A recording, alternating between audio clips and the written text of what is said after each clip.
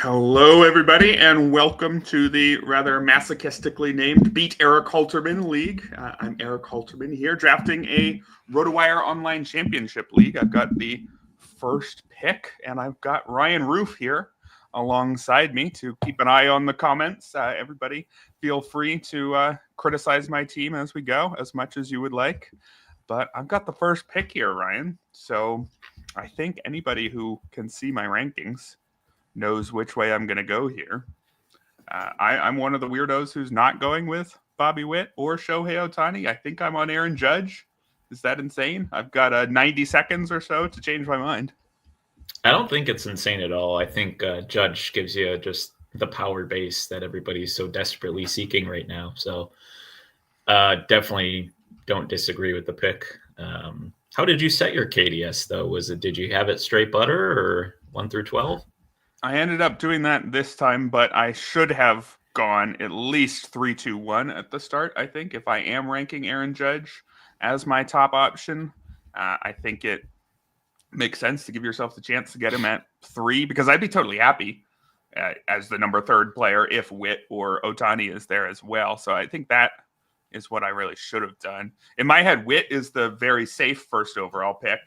But Aaron Judge and Shohei Ohtani are capable of outperforming the field by, $8 to $10 in earned value, which we've seen them do. I don't think Witt has a season like that in him. So if you are, that's a good call. How do I turn off the names here and the big sticker? Show big sticker. That's off. Do I need to go to public here? Is this going to do it?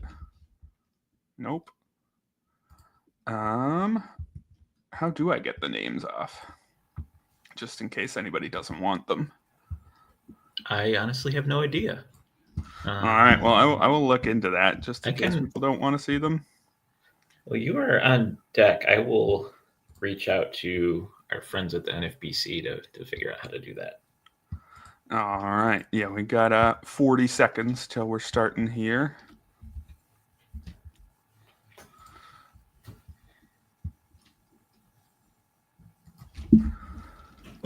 I'm pretty sure if I just put public somewhere in the URL, that does it, but I don't exactly know.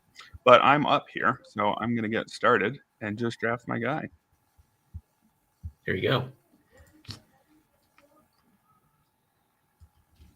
All right, and we are off. Aaron Judge, as I announced, is the number 1 pick.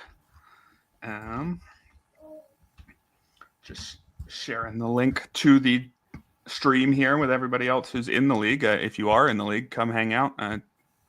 Tell me who you're picking in here. I'm sure that's how this works, right? So for anybody who's not aware, NFBC has a nice Discord. I'm not on Discord that much, but do have a nice Discord. Just shared the question there, and I see Jeff Stein is already replying, or he's typing, so should get some quick resolution to that. Cool. Thank you. So we have Judge and Witt. So number 3 player here gets a lucky Shohei Ohtani. That's not going to happen too often, I don't think, but pretty good start. If you are the number 1 or 2 pick, Ryan, what's the order you're going? Because you've got a Beat Ryan Roof draft coming up in a week for anybody who wished they were part of this one. Yeah, I would go Ohtani.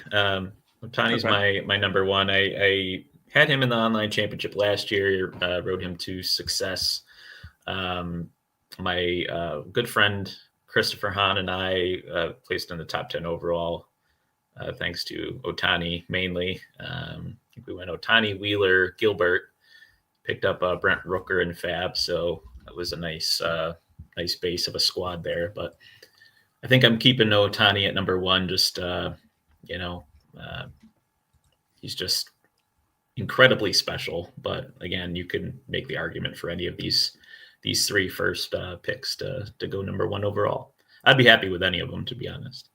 Yeah, and that's why I think number 3 is probably the best spot to start this year. My other favorite spot to start is number 8, because I think there's a pretty even tier here of the next 5 guys. We've seen Ellie, Juan Soto, and Jose Ramirez go already. The rest of that tier is usually what Gunnar Henderson and Kyle Tucker. I'm pretty happy getting whoever falls to 8 there. Or looks like whoever falls to 9, because Corbin Carroll, I think, has started moving up into that tier as well. We just saw him go 7 here. Yeah, I like Carroll a lot. I think this is a nice spot for him. I think this is probably where he settles. After the clear kind of top 5, 6, I think he's part of that conversation to be one of the top hitters selected in the first round. Yeah, there's, I guess, some fear still about the shoulder, but probably not really at this point. Just a matter of if you're fine saying the guy he was in the second half is the guy who he is. I think that's more or less fair. So I'm going to share the link here. All right. Well, I shared you a link that Jeff sent me in your Twitter direct messages. Thanks. I will. So you can just bring that one up, and there we go. All right, cool. And then we will hide the player names for anybody who doesn't want theirs seen. Yeah, no one pay attention to the first several minutes of this. And hide the big sticker, just in case people don't like the big sticker. So we got Kyle Tucker 8, Gunnar Henderson 9, Mookie Betts at 10. No pitchers so far. Pitcher should go a bit later in a 12-team league like this, right? Versus a 15-team league. But there we go. Paul Skeens at 11. So not necessarily. I guess if you are a Paul Skeens fan and you're picking 11, probably got to get him there because there's a decent chance he's not going to come back to 14. I don't know. Maybe in a 12-team league, it's a chance worth taking. But if you are on Paul Skeens as the best pitcher in the world, I think you probably should get him in the first round, even like this. Yeah, I'm a big get at least one ace in this format. I did that last year. I pretty much went with a solid core of 6, 7 starters that I wouldn't really have to make decisions on week to week, and it worked out. So I probably wouldn't go like Skeen Scooble as a double tap here towards the back half of the first round, but I could see it working out, and I've seen it, happen before. So, a couple comments here in the chat. Michael C says, "Judge, that's planting a flag, Eric." Yeah, a little bit. He is going 1 in some places. Yeah, I explained at the start that I think that you should either be on Witt 1 or Witt 3. It's just a matter of, are you thinking that, hey, I got the first pick, I have to take somebody who has a chance of lapping the field, and I think only Ohtani and Judge can do that? Or are you thinking the same as anywhere else in the first round? I really don't want to screw that up. I think Witt is easily the highest floor. So I think both of those are fine. And then if you're choosing between Ohtani and Judge, most people seem to be on Ohtani there. But I think Judge is probably a little bit less risky. So if you still want to have some sort of nod to risk, I mean, Judge is a giant man who's been injured a lot in his career, but he's been pretty healthy the last few years, right? It was just tripping over a sprinkler or something a couple of years ago was the only major injury. So if he's a little bit safer than Ohtani and can also lap the field, I like him there at number 1. But as I mentioned, I'd rather just draft 3 and try to get him there. Yeah, he had the 106 games in 2023, but 3 out of the last 4 years, 148 plus games, close to 700 plate appearances, averaging 60 home runs a year in those two in 2022 and 2024. So I mean, it's really, really hard not to like what you're getting with Judge. And another thing I like about him compared to Ohtani is outfield eligibility. So at a certain point, outfield does dry up. So I like that approach with the outfielders. Ohtani's good enough to block off your utility spot, but you still are blocking off your utility spot, so it's worth giving a little bit of a boost for sure.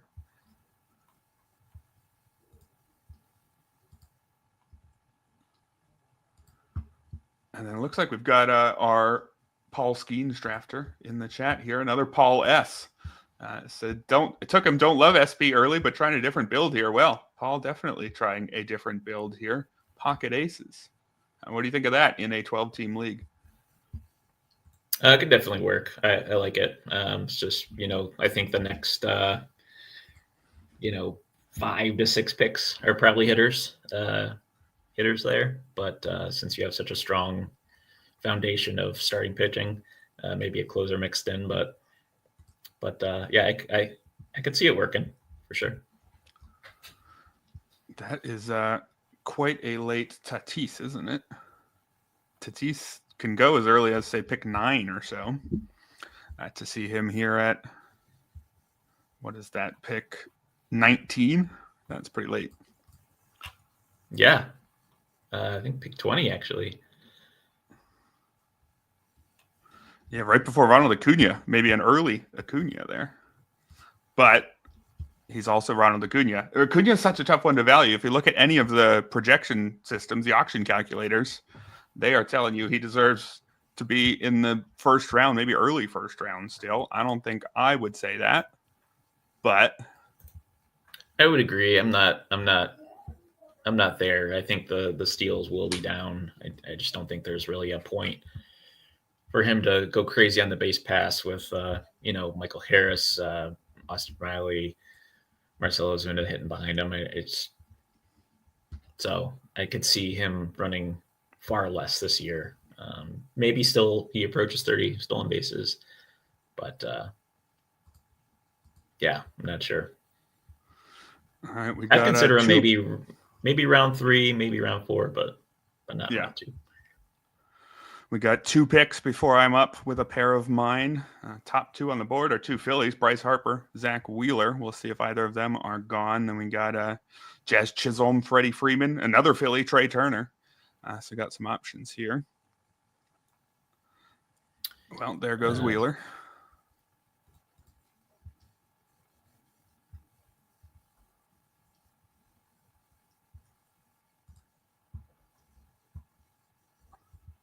Harper is carrying a injury designation right now, but it's just a hit by pitch, so that could make him fall, and he fell to 1 spot before me. All right, I am up now. So if I'm going off of my rankings, the next 2 guys up here would be Freddie Freeman and Jackson Merrill. Could also go Austin Riley. If I wanted a pitcher, Logan Gilbert's my next guy up.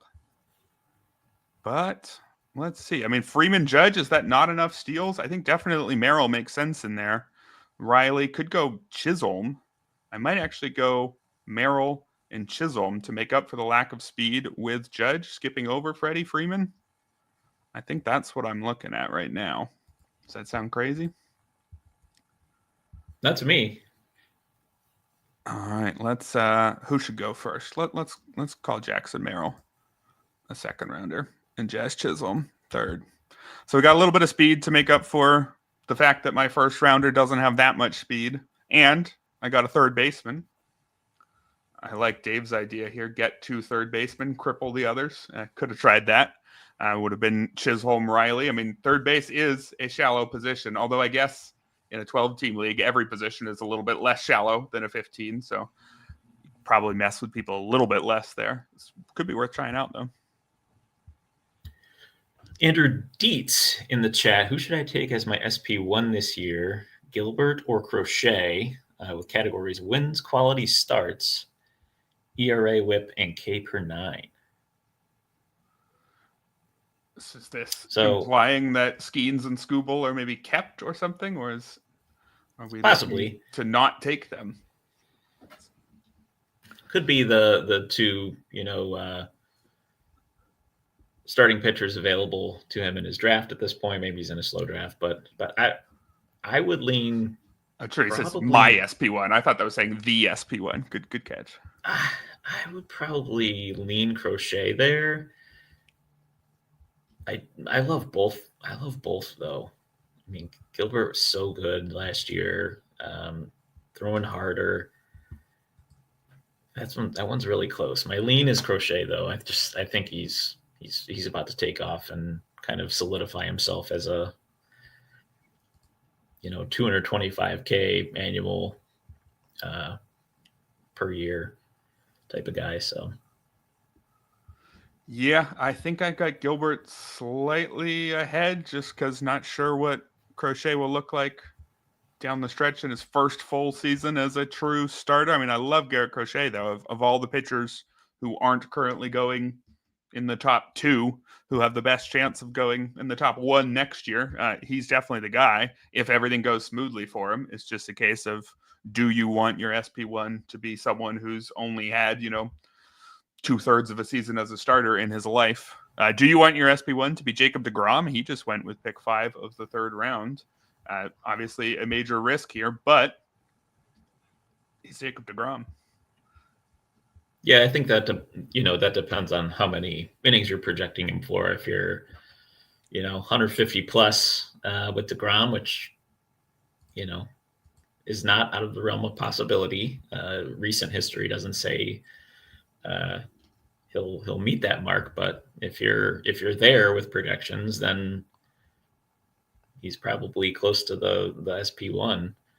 But if you're much lower, 100 innings, maybe less, he's not the person I would be looking to start my staff with. Yeah, we've got a pretty aggressive drafter in Team 5 here, pairing Acuna with deGrom in the first 3 picks. So it's definitely if they hit on their risky upside, it's the kind of start that could win you a league or lose you a league for sure. It's a matter of personal taste if you want to be doing that right away. This is the type of team like you're trying to go for the overall, I think, right? Trying to hit the home runs early. And the thing with 12-team leagues, obviously, if you lose a couple of your early picks, it's pretty detrimental to your team. But there is still, fab. There's still 26 plus weeks of the season. So, yeah, I think that is one of the biggest challenges if you're someone like me, and I wouldn't be surprised if you fit in the same bucket as well. Do a lot of 15-team leagues, and you're locked into that mindset, and then you shift into a 12. It can be tempting to just go crazy and say, well, it's a 12. The replacement level is so much higher. I can take all of the risky players that I've been wanting to take, but I'm too responsible to do it. In a 12, I can go crazy. Well, you don't want to go too crazy, I don't think, but striking that balance where you do loosen up just a little bit while still staying responsible, I think that's the real challenge of these leagues. So a couple comments here in the chat. Tony D wants to know, will this be posted to review by rounds after the fact? Yeah, I will hopefully do some sort of a review of this draft. I might pair this with my Glarf draft over last weekend and compare and contrast a couple. Not good. Sure exactly when that would come out, but hopefully something I can manage to do. And then PJ322 definitely would like to hear justification of Judge over Witt and Ohtani. Definitely seems to be a little controversial, Eric. Yeah, and I'm not surprised about that at all. And like I said, if you're someone who does think that Judge is the number 1 pick, the main thing you should do is make sure you don't get the number 1 pick. You should pick 3rd. And I screwed up by leaving my KDS as 1 through 12 in this draft. But as I mentioned earlier, if you want the floor, Bobby Witt is incredible. I got no issue with anybody who wants to draft Bobby Witt first overall. If you want to take the chance at someone who could lap the league, like Aaron Judge and Shohei Ohtani and I guess Ronald Acuna have done in the last few years, I don't think that Bobby Witt has that upside. So it's just a matter of, do you want to also be factoring in that super high ceiling? And then if you are factoring in that super high ceiling, I think Shohei Ohtani, as he reincorporates the pitching, is a riskier pick than Aaron Judge this year. But I understand if somebody wants to go the other way. Really, I'm pretty fine with any of those 3 picks, which is, again, is why I'd rather just pick 3rd. Yeah, makes sense. Paul Spiteri, who's here in the chat, Team 11, drafted Paul Skeens, Tariq Skubal, Logan Gilbert with his first 3 picks. Says fire away, but it could work. I mean, there's a lot of good hitters in these next several rounds, so we'll see if he continues to go pitching here, or yeah, we'll see. Coming back on pick 11. Got to get some bats sooner or later. Some good pushback here from PJ saying, well, Witt can win a batting title. Batting average is a category. That's true. He hit, 330 something last year. But even then, he's still, he was 330 something with excellent home run and RBI. I mean, excellent home run and steals totals, and still didn't quite reach the $60 tier that some of those other guys can. But again, Bobby Witt is going first overall in a lot of places, and I really don't have any real problems with it. So you're not going to get strong pushback from me. Yeah, and Judge is no slouch either. I mean, he had 322 last year, True. 311 2022. So, I mean, the average base, I think, between Judge and Merrill is really nice. And Jazz might bring it down a little bit, but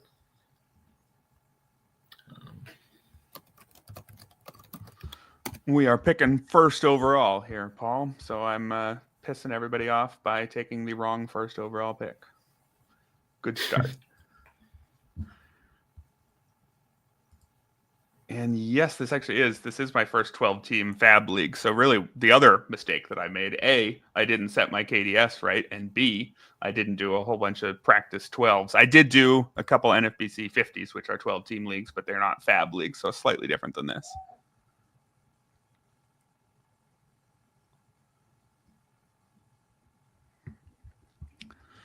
All right, we got, about 6 more picks until I come back around. Just taking a look at the top of the ADP. Would be Emmanuel Clase, O'Neal Cruz, Wyatt Langford, Devin Williams, Dylan Cease, Josh Hader, Edwin Diaz. A whole bunch of relievers sitting out there, so I should ask the RotoWire reliever guy. Would you jump in on a reliever already here at the 4-5 turn if you're in my spot when you don't have a starting pitcher yet? Because if I wait, I'm not getting one until the 6-7 turn. Yeah, I have no problem starting my team with a closer as my first pitcher, and I do like to get at least one kind of elite closer that's pretty well assured of 30+ saves. So I'm probably taking a closer at the 4-5 turn here, but a closer and a starter is something I might go. We'll see just how many closers go in these next few picks. Yeah. How do you typically attack closers in a 12-teamer? I would like to get 2. Are we late enough in the draft season that I can get 2 who I'm pretty sure will be closers? That's the main thing. For me, it's more about the time of year than the size of the draft, I think.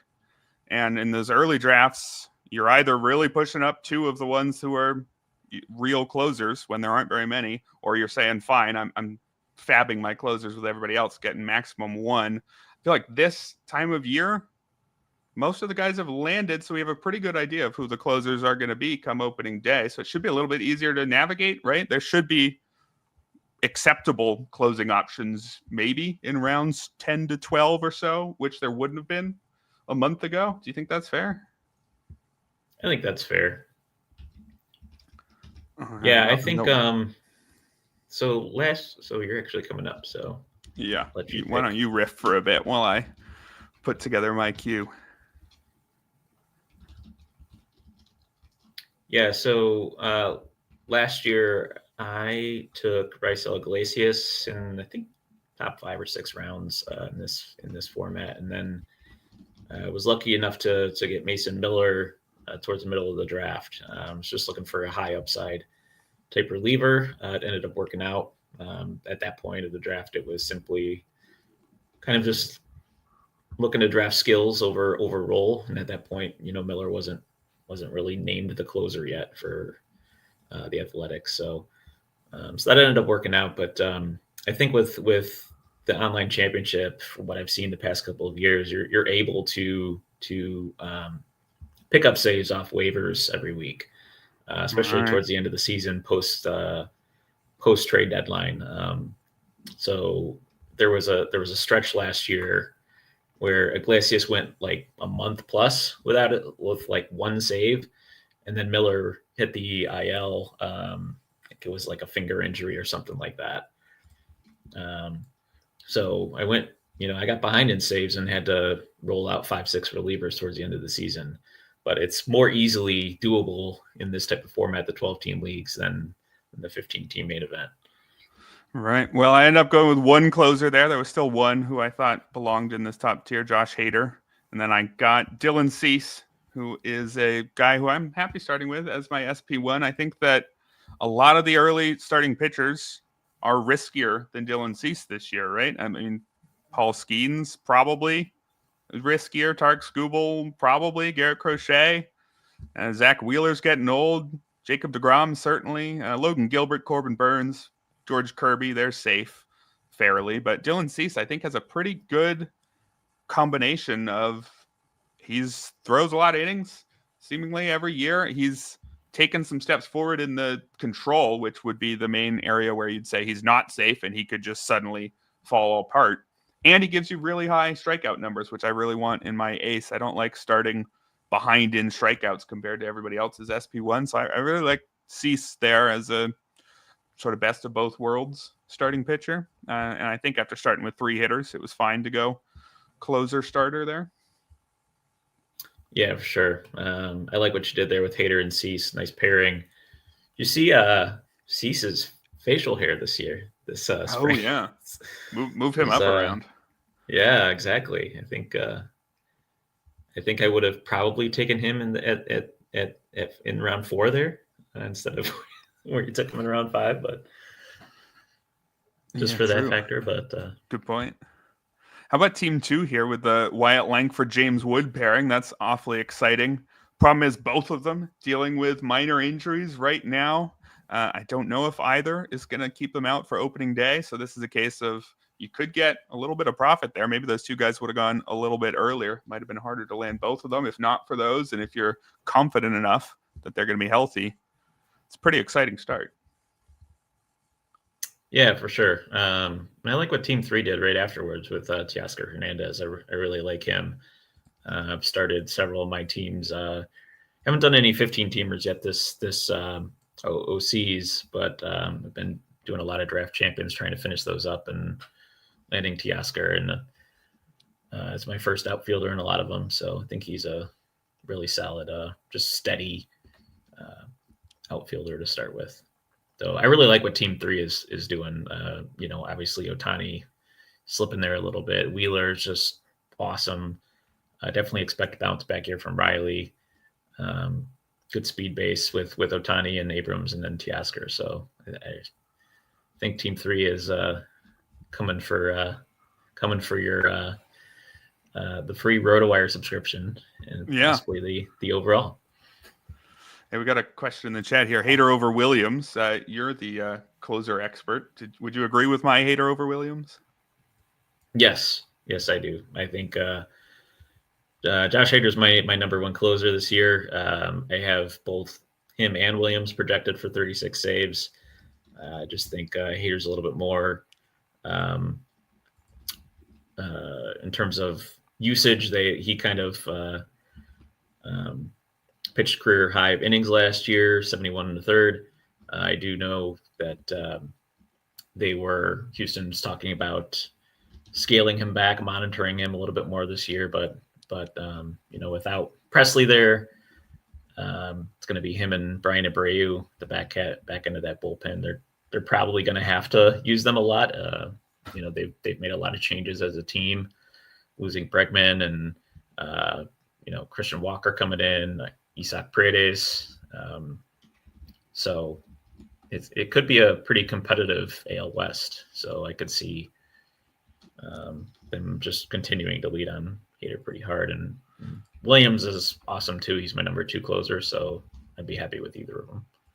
And the Astros are worse this year, probably. I mean, there's no Kyle Tucker for one, no Alex Bregman, but I don't think they're going to be bad enough that we need to say, wait a second, do we really want their closer as our closer 1 or anything like that? I still think they're going to win plenty of games. We had a question in here from Dave Funnell. Not that one, wrong one. But he does point out that James Wood should be in games tomorrow. Yes, James Wood, I think, less of an injury than Wyatt Langford. He's a little bit more dicey, but interesting pairing there with both of them. But the question I actually wanted to get to here from Dave was, whenever he gets drafted, to announce which pitcher is the last one you'd both feel comfortable with as your SP1. That's interesting. I think maybe, in this draft, Dylan Cease, probably. But I like Framber.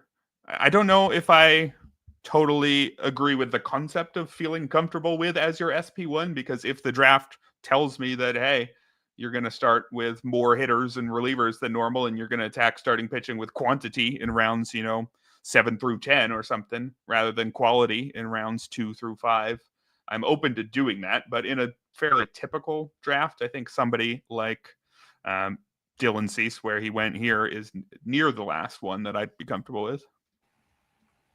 Yeah, I agree. I'm looking at the ADP for this format, the online championship, over the last 2 weeks. So right in this range, pick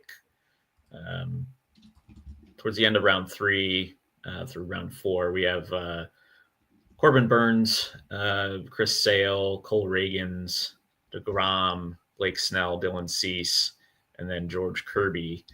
Kirby actually went before Cease did in this draft, but last 2 weeks he's gone a little bit after. I think I'm at that Snell Cease range as well. I probably will actually try to get one of the top 6 between Skeen, Skubal, Wheeler, Crochet, Gilbert. I don't know yet if I'd be comfortable with Corbin Burns as my SP1.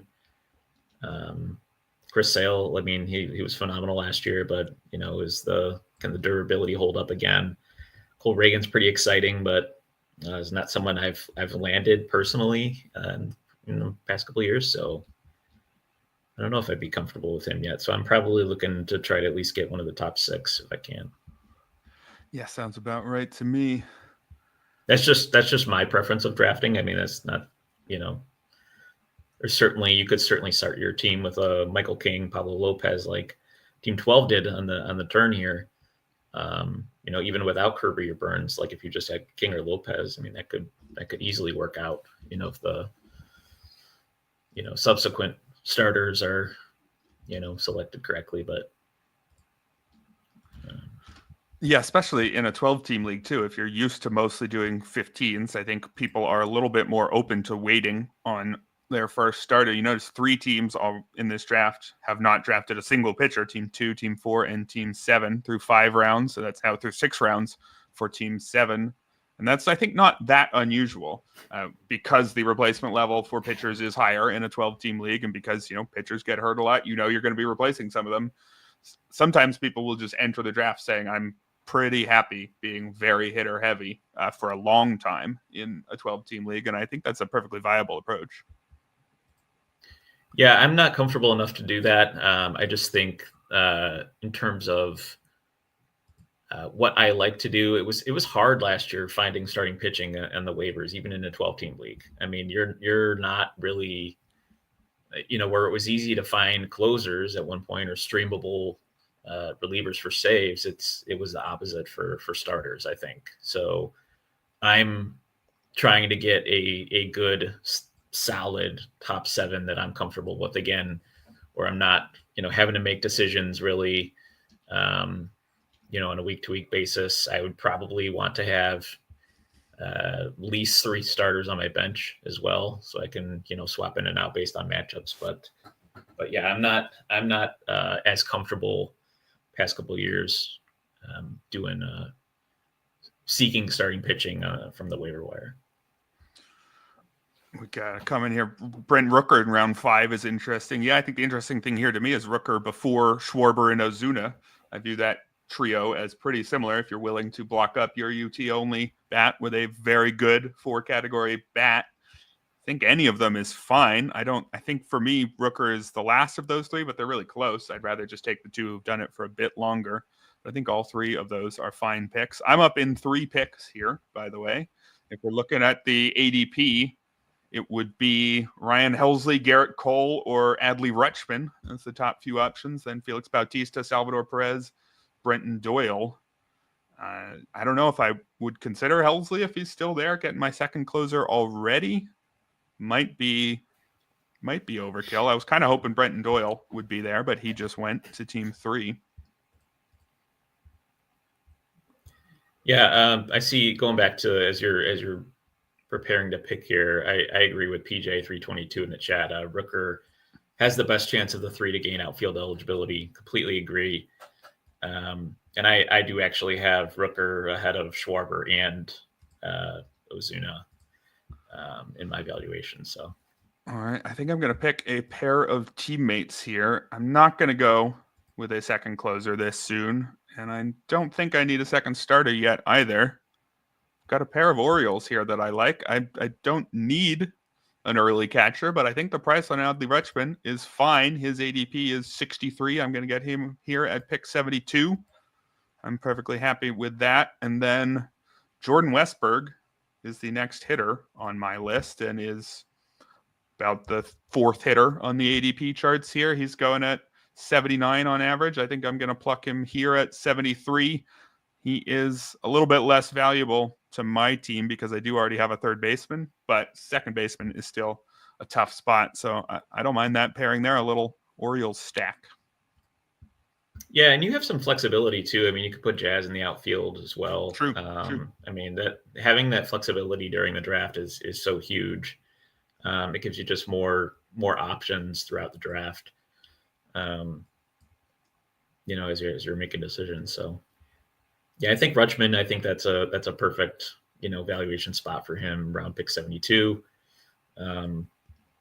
Definitely a tale of two halves last season. Started out the gate like incredibly hot, and then the second half was kind of a negative player for teams. But we'll see what he does this year. I think he certainly has he still has it in him to challenge for that top overall catcher spot in fantasy.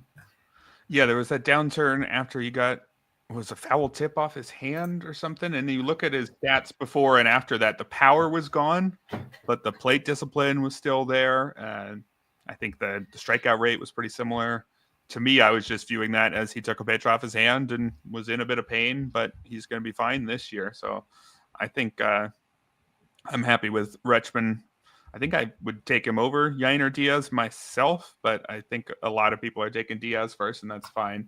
A little bit of skepticism for me just because, Diaz wasn't supposed to be this kind of player, but I guess he is now, so we should just believe that. I'm on Rutschman because of his, extreme prospect pedigree and all that. I just think last year was a slight down year, and he's going to have among the highest workload for any catcher and some of the best numbers, but I like that Wilson Contreras pick too. He's really going to rise up boards as everybody realizes that he's going to give you catcher eligibility and a first baseman workload. That's I think an early Contreras, but I don't dislike it at all. Yeah, I like it there too. I think he and Adley are going to be pretty close coming off the boards in these drafts. Really, it's kind of a coin flip for me. I think Contreras move into first base. Obviously, we'll DH some days too. I think we'll, primed to set a career high in plate appearances. Arguably could challenge for a top 2 overall spot at the catcher position. But we'll see. Well, there's Mike Trout going to our risk-taking team number 5 here. Don't know if Mike Trout might have still been available at pick 92 or later. I think he's a player that some people are just going to want to get and some people are going to want absolutely nothing to do with. But we got Mike Trout, Ronald Acuna, Jacob deGrom all on the same team. So this team, I think, came in with a plan. They're executing it, which you could say, even if you aren't someone who would take that many risks yourself. Guess give them a shout out for pulling off what they're trying to do. Yep. Past 2 weeks of drafts, Mike Trout's ADP is in the online championship is 107. Had a min pick of 82. So this is the new min over the past 2 weeks. All right. So if they were going off the min pick, they had to get him now. If they were going off the average pick, they could have even waited 2 rounds, but it's a tough one. I feel like Mike Trout's either going to finish as a top 40, 50 player, or he's going to finish as outside the top 250, right? So there's not even really that much difference between getting him at pick 77 and pick 101. I mean, both of those are wrong to a certain extent, right? Yeah, I mean, he had a home run today, spring training, first spring homer. So move him up, shoot him up. That'll move him up. And seeing him healthy and performing in spring is definitely an ADP mover.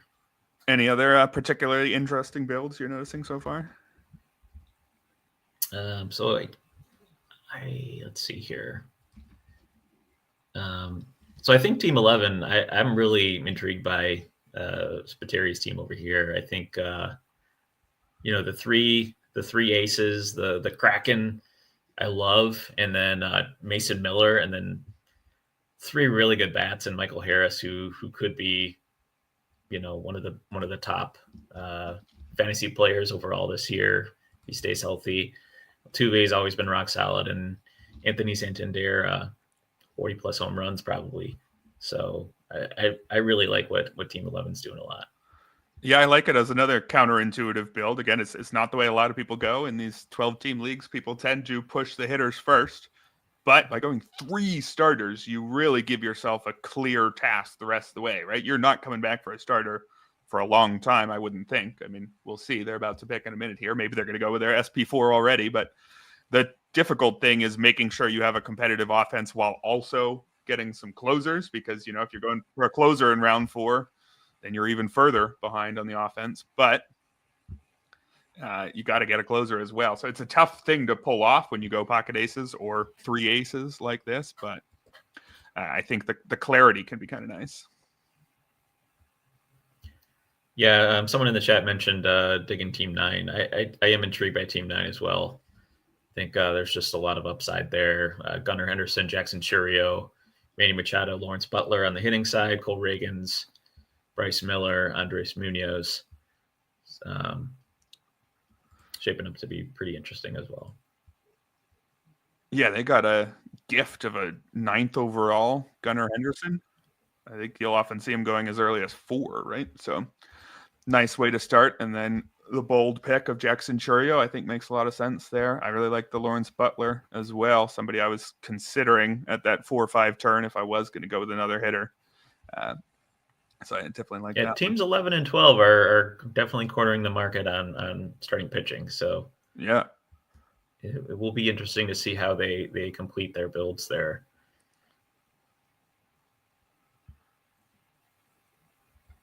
We got a mini run on first baseman starting here. Christian Walker and Josh Naylor in the early 8th.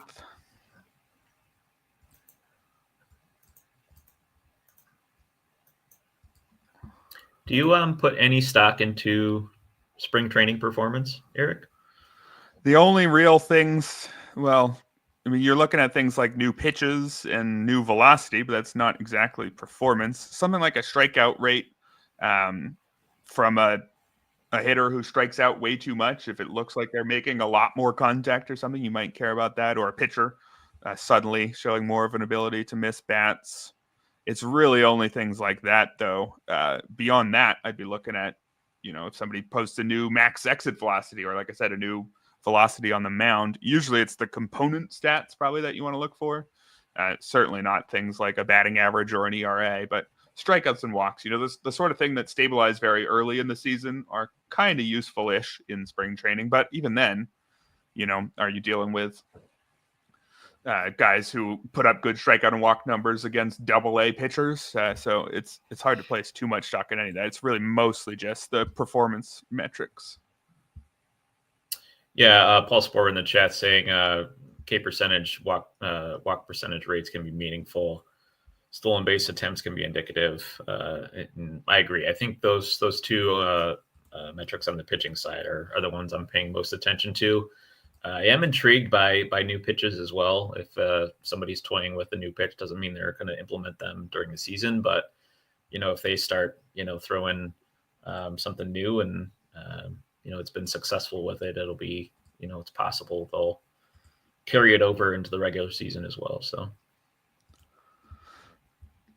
All right, we've got about half a round till my next pick. Just taking a look at who the top options on the board will be.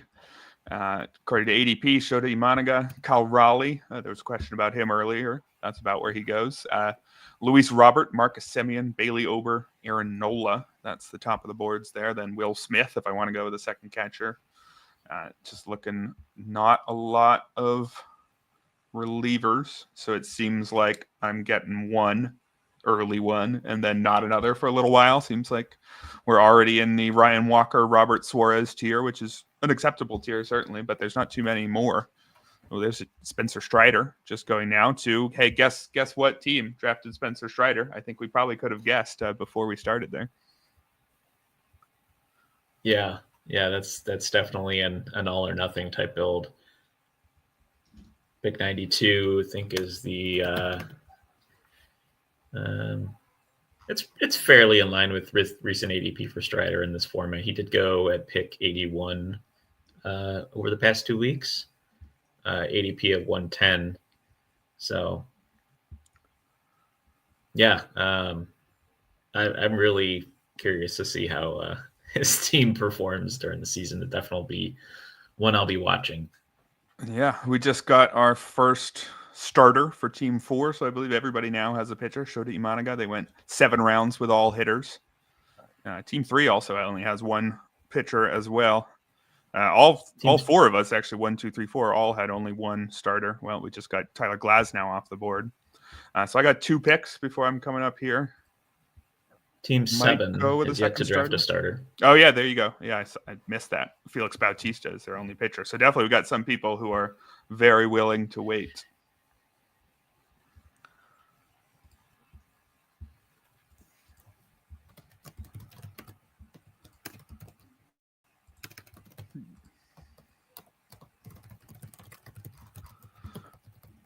We got 2 more picks. It's Luis Robert, Marcus Semien, Bailey Ober, Aaron Nola, Will Smith are the top 5 in ADP at the moment. Robert's falling in this draft. People scared of the injury history. There he just went. Marcus Semien falling as well, but he'll probably keep falling past me. I'm not sure I'm really a Marcus Semien guy, and I've got my second baseman already. So, do I go one pitcher and one hitter here? Probably. Top pitcher on my board, according to my rankings, is Hunter Green. Just a question of, is Hunter Green too similar to Dylan Cease to get another high strikeout, shaky whip guy? Problem is I really like him, so I might just take him anyway, and thinking that I have a ton of time to sort of balance that out. He's certainly an injury risk, but let's start with Hunter Green here. Love the massive strikeout stuff, and I think I'm going to pair him with another hitter. I'm looking at, got some outfielders near the top of my book. Should I be going? Brian Reynolds is a very boring option, but he is the top hitter left on my rankings, and I think he's the top outfielder according to ABP here. I think I'll just go with a boring, solid Brian Reynolds. I don't think I've ever felt excited clicking on Brian Reynolds' name in my life, but maybe that'll make up for a slightly too risky Hunter Green there. I know a lot of people do not like Hunter Green. He's saying Hunter Green burns you more than a matchbook. He is one of those guys who is one of the later pitchers who I think has the chance to finish as a fantasy ace. Certainly, this is an elite prospect with elite velocity who's showing growth throughout his major league career, but also he's an injury risk and he plays in a terrible park and he's had some walk issues in the past. I think one of the most divisive pitchers out there. I fall on the pro side though this year. Jared in the chat saying Team 1 just crashed and burned with those last 2 picks. Jared. Yeah, so the Green and Reynolds. Jared doesn't realize that's my team. I don't know. So yeah, the Hunter Green, Brian Reynolds picks are right in line with last 2 weeks of ADP. Neither were making it back to you according to the max picks. So I think it's interesting with Reynolds too. I think they were toying with the idea of playing him at first base this year. So I mean that could potentially give you even extra flexibility with your team that you already have a couple of multi-position guys. So comment somebody likes Ober more there. Ober may have fit the team. It's a question of, should I be caring about offsetting Dylan Cease as, a high strikeout but slightly higher whip guy? Should I care about that at SP2? I think that's the strategy question that I was trying to answer for myself there. If I wanted someone who counterbalances Dylan Cease, then I think Ober would have made a lot of sense. I think he's a solid pitcher who has strengths and weaknesses that are opposite Cease's, and I think it's fine to look that way. I think, though, that I can, start building out my staff a little bit more And then once I realize that, oh no, I screwed up my whip through my first 4 starters, then I'll pivot pretty hard in the later ones. But there's still, 7 more pitchers to go. So I didn't want to deviate from my rankings too much just yet. Would you start thinking about that though already? Do you think I should have maybe leaned for a lower whip guy to pair with Cease? I would have. I agree with PJ in the chat with Ober and Bailey Ober, Joe Ryan ahead of Hunter Green. I'm in the same boat. I probably would have double tapped both Ober and Ryan at the turn there. I love this tier of starters, and you're seeing them all just go right off the board one after another. This is a great range of starters where you can kind of fill out your SP2, SP3s. So yeah, I'm probably double tapping starters there. That's just my preference in the way I like to draft. Yeah, I think Hunter Green, you're right. I think has the definite upside of a fantasy ace. It's just can he stay healthy? I do like the Reds' potential this year with Terry Francona now managing the team. I think I'm a Guardians fan, so I think I might be a little bit biased, but just what he's done with the team, and Guardians are never the sexy team in baseball, but they always perform well, and I think Francona kind of got the best out of the Guardians when he was managing the team. So I think doing that with the Reds is it could be a nice NL Central potential winner. Yeah, hopefully, because I've got Hunter Green on too many teams for a guy who has his injury history. I probably should have just taken somebody else for that reason, for diversification reasons. But I think for the league that has my name on it, I wanted to make sure I'm getting enough of my guys, and he is one of them.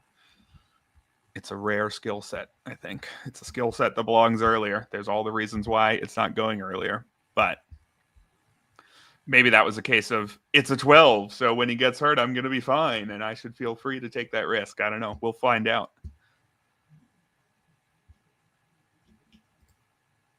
One interesting thing to track in this next region of the draft is when a bunch of those closers who just signed in the last few weeks start going. The Estevez's and Presley's and those sort of guys. Closers who people weren't too excited about, Jeff Hoffman, Kenley Jansen, guys whose ADP is wrong because it includes the early offseason drafts when they weren't necessarily clear closers yet. I think with a tier like that, they might go all in a run together, but nobody's going to know exactly when they should run. Kyle Finnegan as well, who was mentioned here. So there are still plenty of acceptable RP2 options for me. That's why I was fine waiting a little bit more. We'll see if I have to grab one at this 10-11 turn here. Marcus Semien finally goes at the end of round 9. He fell quite a bit there. I agree with BZA, RZA, GZA. I love the Dylan Cruz pick for Team 11. I think it's just a perfect fit for what he's doing in this draft. So I definitely love that. I agree with Jared here about the Reynolds pick. He does just feel like just the guy, and maybe in a 12, he's too much of a compiler or something, but I thought that the overall value added up to enough. I think he's one of those guys where you don't prioritize him, and then you look up at the end of the year and he's pitched in enough in all the categories that you're happy that you had him in the 9th round, but I agree on the general sentiment there for sure.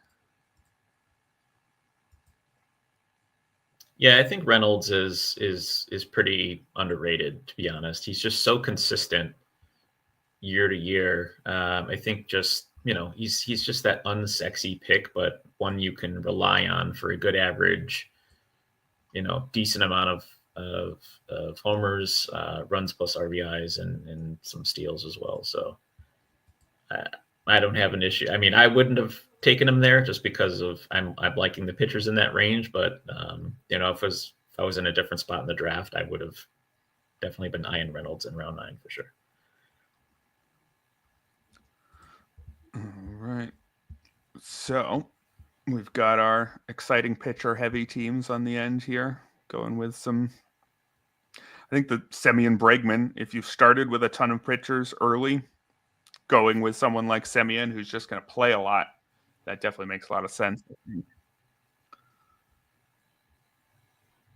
Bo Bichette and Cody Bellinger in a row here. Two guys who you could view very differently, I think, in either direction.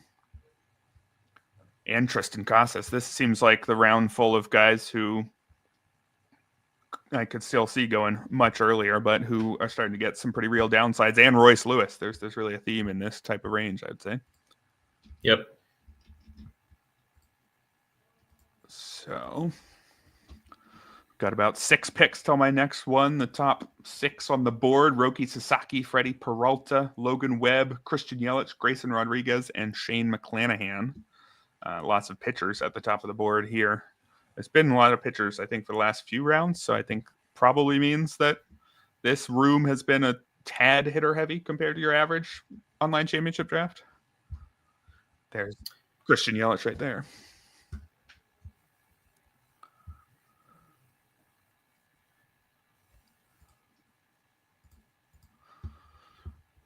Yeah, I think the starters are fairly in line with kind of ADP. I think recent ADP, the starters coming off the board are within the range of the picks that they're being taken.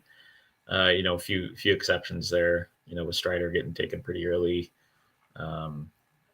but yeah. I like the call of Royce Lewis getting stolen from Team 5, but it's okay. They pivoted. They got Shane McClanahan coming off of Tommy John surgery, number 2. So still sticking with the theme there. There goes Grayson Rodriguez to Team 4. There were some people in the chat saying he would be the next option, and I think I would have agreed, but he is no longer an option. Yeah, he's kind of the perfect target in this range for me, for how I like to build my team in the online championship. Obviously a good team could, take the next step this year, finish as a fantasy ace, similar to kind of what Hunter Green, took that step last year. So, all right, so we're 2 picks away. Looking at my build, would you go hitter, starter? Would you try to sneak in another reliever? What positions would you be going? So I'm probably looking at. Oh, this is tough. I like in this spot, let's see, 120. I'm probably leaning towards maybe a hitter and a pitcher. Really like Sonny Gray. No, the team context isn't as sexy as it was last year at St. Louis. Certainly could be a trade candidate, but 200 strikeouts is certainly within the realm of what he can do. See, did Logan Webb go off the board? No, I don't know with Webb. It's tough. All right, I'm going to start with a hitter here. Somebody who was mentioned. Ian Happ is the top hitter on my board. He was called out as being just the same as Brian Reynolds, and I agree. But Ian Happ, you can get 30 picks later. So I'm getting Ian Happ here. I am going to go with a starter. The top few starters on my board, Sonny Gray's right in there. There is somebody I really like who I think might go just before my next pick. And it's just a question of, should I try to pop him here or try to hope and try to get him in the next round? If people are looking at my rankings, given that this is a beat Erik Halterman draft, they might go for him.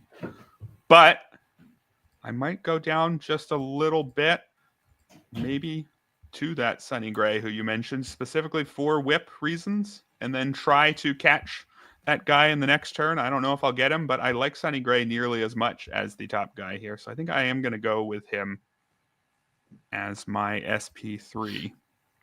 We'll see if that was crazy. Again, that's not the literal top starter left on my board, but some of the starters who were just ahead of him either kind of fit the exact same profile as Cease and Green. So even though I said last time I was willing to go with 2 guys in the same profile, I guess by SP3, this is where I'm starting to think a little bit. So I'm willing to push Gray as a little bit more of a whip asset there. And then I got some other starters who I hope will still be there in round 12. And if they're not, that's okay. I've got 3 already. Yeah, I think I know who you're talking about. But yeah, I think I like what you did at the turn there. I personally like Gray. I would have taken either him or Webb, and both went, within the 2 picks there. So. And maybe it should have been Webb just because of what PJ is saying here. Too risky of starting pitchers. That is the problem with Sonny Gray. He is different than Hunter Green in that he's, more of good but not elite strikeouts with a better whip, less of a walk problem, that sort of thing. But he is also an injury risk. He never seems to give you, 200 innings. So possibly I should have pivoted to Webb instead. Gray can give you better numbers, though. Webb is just so tough. Even in a 12, he's just not that good at any one start, but he's pretty good and pitches in a great park and is extremely reliable. That sort of pitcher just is a little bit less exciting when the replacement level is higher, although you're going to use every single one of his starts, so maybe that doesn't matter too much. Yeah, I think Webb would have been the choice if you're, to fit the theme of your couple picks before that of Brian Reynolds, Ian Happ, not sexy, but just ultra reliable. And I think balancing, reliability with some of these players in these rounds is super important, especially when you have someone like Jackson Merrill, who was incredible last year. I really like him, but again, this is his second year in the big leagues. Will there be adjustments to him on the pitching side? Jazz, pretty risky from a health perspective, right? Jordan Westberg, again, another second-year player. So in terms of there is some risk with some of your early hitters, right, that you're balancing out with the reliability of guys like Reynolds and Happ. So yeah, definitely. That's just my opinion. Yeah, definitely part of the thought process there. Got to make sure you get enough of them, and striking that balance again as your league size changes, making sure that you're adjusting and not over adjusting, I think, is one of the biggest challenges for sure. These teams that started extremely hitter heavy early, like say team 4 went 7 hitters and then has pivoted to 4 straight pitchers. That's how you got to do it. 3 straight starters, and then David Bednar right after Jeff Hoffman, and then we got Tanner Scott as well. So that this is that tier I was talking about of guys whose ADP is probably wrong, guys like Hoffman and Scott, because early in draft season we weren't sure what their role is. It can be tough to figure out when exactly to jump in on those guys, but looks like now is the time. Oh, there goes Freddie Peralta. He was another starter who I was considering in that range, but kind of figured that Freddie Peralta was just Hunter Green. So somebody slightly different.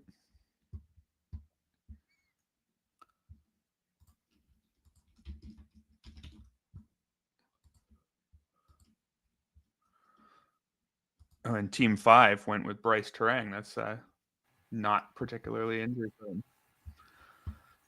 Team 9 getting Freddie Peralta there. He fell a couple rounds past recent ADP, so I like that. Like that pick a lot. Yeah, for sure.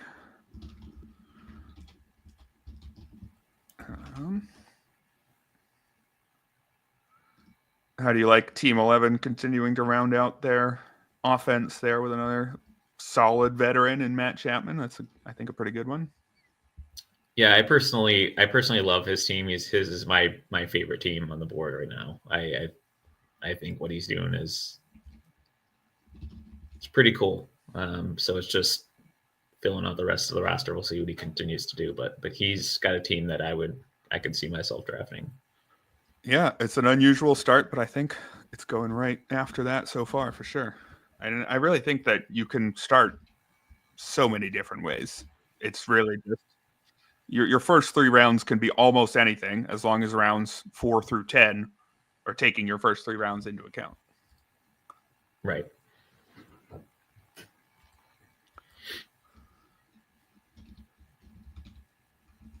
All right, we still got a full round till my next pick here. So I'm taking a look at what I have position-wise. I actually have, if I wanted, all 5 starters, or all 5 outfielders already. If I move Jazz Chisholm out there, I don't think I'm going to do that. I've got 1 catcher, a second and a third baseman, 4 outfielders, 3 starters, and a reliever. So need a first baseman and a shortstop before they get ugly. But other than that, I think I'm doing okay. I'm happy to have that second and third baseman out of the way earlier. I think they're at more of a risk to get uglier sooner. Yeah, I'd leave Jazz at third base. We're at the point in the draft where I'm kind of not comfortable with the third baseman past this point. So I think you're probably leaving Jazz where he is at third. But again, that flexibility, you do have Westberg you could put there if I think second base is incredibly deep. it's probably the last starting position I'll probably fill. The rest just because I like so many late guys, but yeah, I guess it's one of those where there's nobody at the top, but then if you don't get right. anybody at the top, there's the whole, Bryson Stott, Andres Jimenez, a couple other guys who, the sort who will get you maybe 15-30 with an okay batting average. A lot of players who are totally acceptable in that position in the middle rounds, I'd say. Yeah, that's the range I'm living in. I like the Jimenez and Stott and, Jackson Holiday's down there, Gleyber Torres, Jonathan India. There's just a ton of just solid guys. Colt Keith, Brendan Donovan, 2 nice bats, especially for batting average. So, yeah, this is definitely pretty deep position compared to some of the other ones. All right, so we got about 6 picks until my next one. Just reading off the top of the ADP charts, we got Roki Sasaki, Spencer Steer, Ezekiel Tovar, Carlos Rodon, Tyler Stevenson, and Pete Crow Armstrong. Adolis Garcia, he's the 7th one there. People are telling me that I'm going to pick McGill and perhaps Volpe. I don't know. He's just off the top 5 available. McGill is one of those who not exactly sure which round he should be going. One of those closers. But what are your thoughts on McGill? Wasn't there some negative news in his direction? Yeah, I mean he's already hurt, already dealing with an injury this year. He was pretty low on my closer rankings, the initial closer rankings, and even in my update, he was still pretty low. It's an undisclosed injury.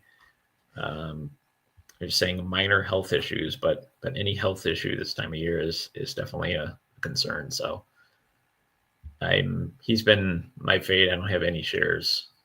So maybe not him then, or maybe everybody's listening to this and they just heard you and we'll let him fall several rounds. Who knows? Was the pitcher Team 7 took in this round, is that the starter Urian? Potentially. Jared Jones definitely would have been near the top of my list, I think. Although maybe another high strikeout, unreliable guy. Jack Flaherty, though, is my guy, and he just went right after that. I've been on Jack Flaherty almost everywhere, and he went, I think, 1 or 2 spots before his ADP. He probably wasn't going to fall. I do like him more than Sonny Gray, and maybe I should have just gone there, but I figured there was some chance of maybe getting both, and I still like Gray. That was a pick that I probably wouldn't have made earlier in the offseason before I'd overloaded myself with Jack Flaherty, and so maybe I'm screwing up by trying to diversify. But if I liked Gray a little less and thought there was some chance of getting both, that's why I went in that direction. But if this was my first draft of the year, huge Jack Flaherty fan this year. He was outstanding the first 3.5, 4 months of last year, and he was still good enough after he moved to the Dodgers. So I really like that value there for Team 6. I'm up here again. So should I be going with my second closer? Do I need a SP4? Do I need 2 hitters? What am I doing here? We got just a lot of the starters I like aren't going for a couple rounds, and it's a question of can I afford to wait on them? I think that I might go with a couple hitters and then try to get a second closer a little bit later. I think that I'm going to take a look at Spencer Steer, who I normally don't like, but he's fallen 30 picks here. So I'll grab him. He's dealing with a minor something, but it doesn't seem that bad. And he's got a shoulder injury right now. But he's already doing some stuff. Yes. And now there's a call to go with Anthony Volpe. I'm going to go with a different shortstop who goes a couple picks later. Xander Bogaerts. Now, maybe is Xander Bogaerts just a terrible pick for a 12-team league because his main value is that he's kind of fine everywhere and he's fallen off a little bit as he gets old? Or is he a nice bounce back? I don't know. Are you a Xander Bogaerts guy? Or would you have taken Volpe? I am. I would have taken Volpe here. Mason Wynn and Ezekiel Tovar went a couple picks before you. I would have been happy with either of those guys in this spot. Yeah, I'm not against Bogarts, but I think I'm not there at this pick. Okay, that's fair. But from let's see where he's going ADP wise. Not sure he would have lasted much longer. It looks like latest he's gone. Let's see, ADP last 2 weeks is 159. Latest he's gone the last 2 weeks is 190. So, I mean, it's possible he could have lasted to the next round. There's Trevor McGill right there. So if I still had the faith in him, that was my chance to get him. We've got PJ saying I'm going to need a rabbit now. I was just taking a look at that. I mean, I'm starting behind in speed with Judge, but he runs a little bit. Merrill runs some. Jazz should run a lot. Adley's not going to run. Westberg doesn't run much. Reynolds and Happ will pitch in, as will Bogarts. And Steer runs a lot for first baseman, but doesn't run necessarily a ton, although actually he got quite a few steals last year, so maybe I'm down on him too much. What did he finish with? 25. So I think it's probably likely that I'm a little bit behind in steals, but I'm not feeling completely behind. What do you think, Ryan? Am I struggling for steals here? Would you prioritize a steals pick for me pretty soon, or do you think I'm okay? Yeah, I would prioritize steals. That's where somebody like Rengifo or Volpe would have definitely been a preferred option over Bogarts there, but. I think your Jazz, right now you're relying on Jazz as your kind of primary contributor in the category, and just might be a little risky from that perspective. That's true. When most of your steals are coming from one of your more injury prone hitters, there's a chance if Jazz goes down in April, I've lost 35 of my projected steals or whatever it is. So that is a good point. Definitely some things I wish I may have done slightly different in this one.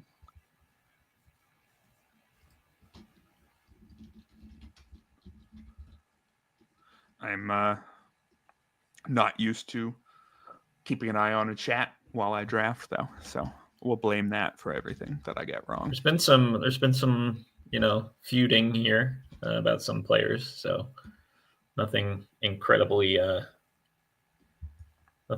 that you've missed yet. So a lot of people pushing for Pete Crow Armstrong in here.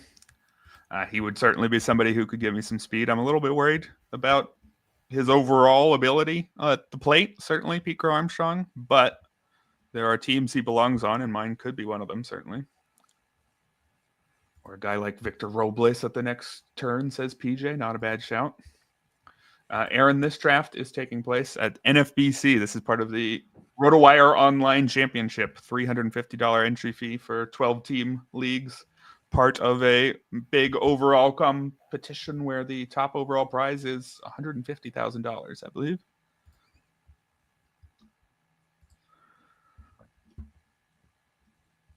It's time for a RotoWire colleague to take down this contest. Yeah. Have we have gotten close. Who do you know who's gotten close from RotoWire?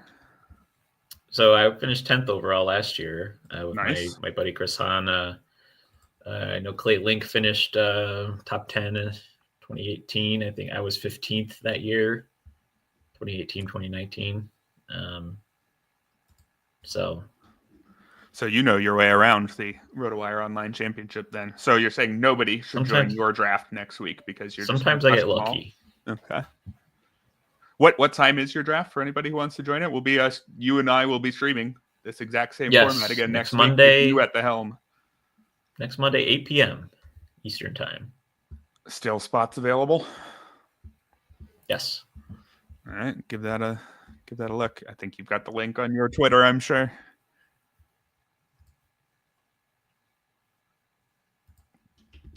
Yes, I'm currently the only person signed up, so plenty of spots. All right, available. Well, you will beat yourself.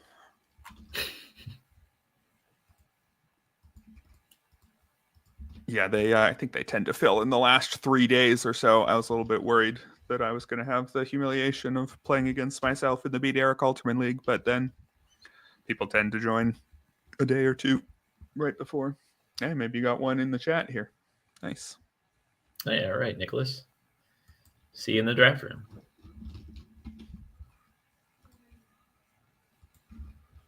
Yeah, so definitely around here, round 13, lots of speed coming off the board between Rengifo, Anthony Volpe, Jeremy Pena, PCA, Victor Robles, all coming off the board this round. So, yeah, everybody hating on my Xander Bogaerts pick, fairly enough. I didn't love it as I did it, but I think he's a decent enough value still this year. He's one of those guys where he's slipping down draft boards year after year, and it's tough to say just how far you should drop him. I mean, at his age, things do get dicey, but also he was really good for really long, and sometimes the market's just a little bit too cold on him. I've generally found that that's how I view it this year, but maybe I'm the person who's a little bit too optimistic and thinking that he's going to fall slower than he is. Yeah, I mean, he's not far removed from a 1919 season back in 2023. So, I mean, if he's producing at that level, I think you're getting a fantastic average here. But last year 688 OPS, so it's definitely concerning. The OPS is definitely on the downward trend over the past 1, 2, 3, 4, 5 years, 5 straight years. But, where was he going at the start of those 5 years? Wasn't he like a second or third round pick or something? So you get a 5-year drop and then he falls to the 13th. Right. But definitely a high average asset. Average is difficult to find this late. So I would definitely not kick yourself too hard. Well, I'm just looking at my rankings, and there's a whole bunch of speed guys who I have ranked soon who have just gone off the board. So, like you mentioned, there's still 1 or 2 options.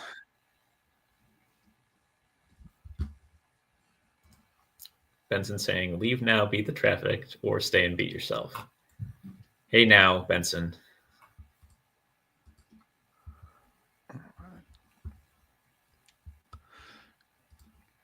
Got 6 or 7 picks. Oh, I'm up again. What positions would you be looking at for me here? Some sort of speed? Is it time to grab that second closer? Do I need a 4th starter? Yeah. I'm probably grabbing a starter here. Just again, the way I like to build my teams.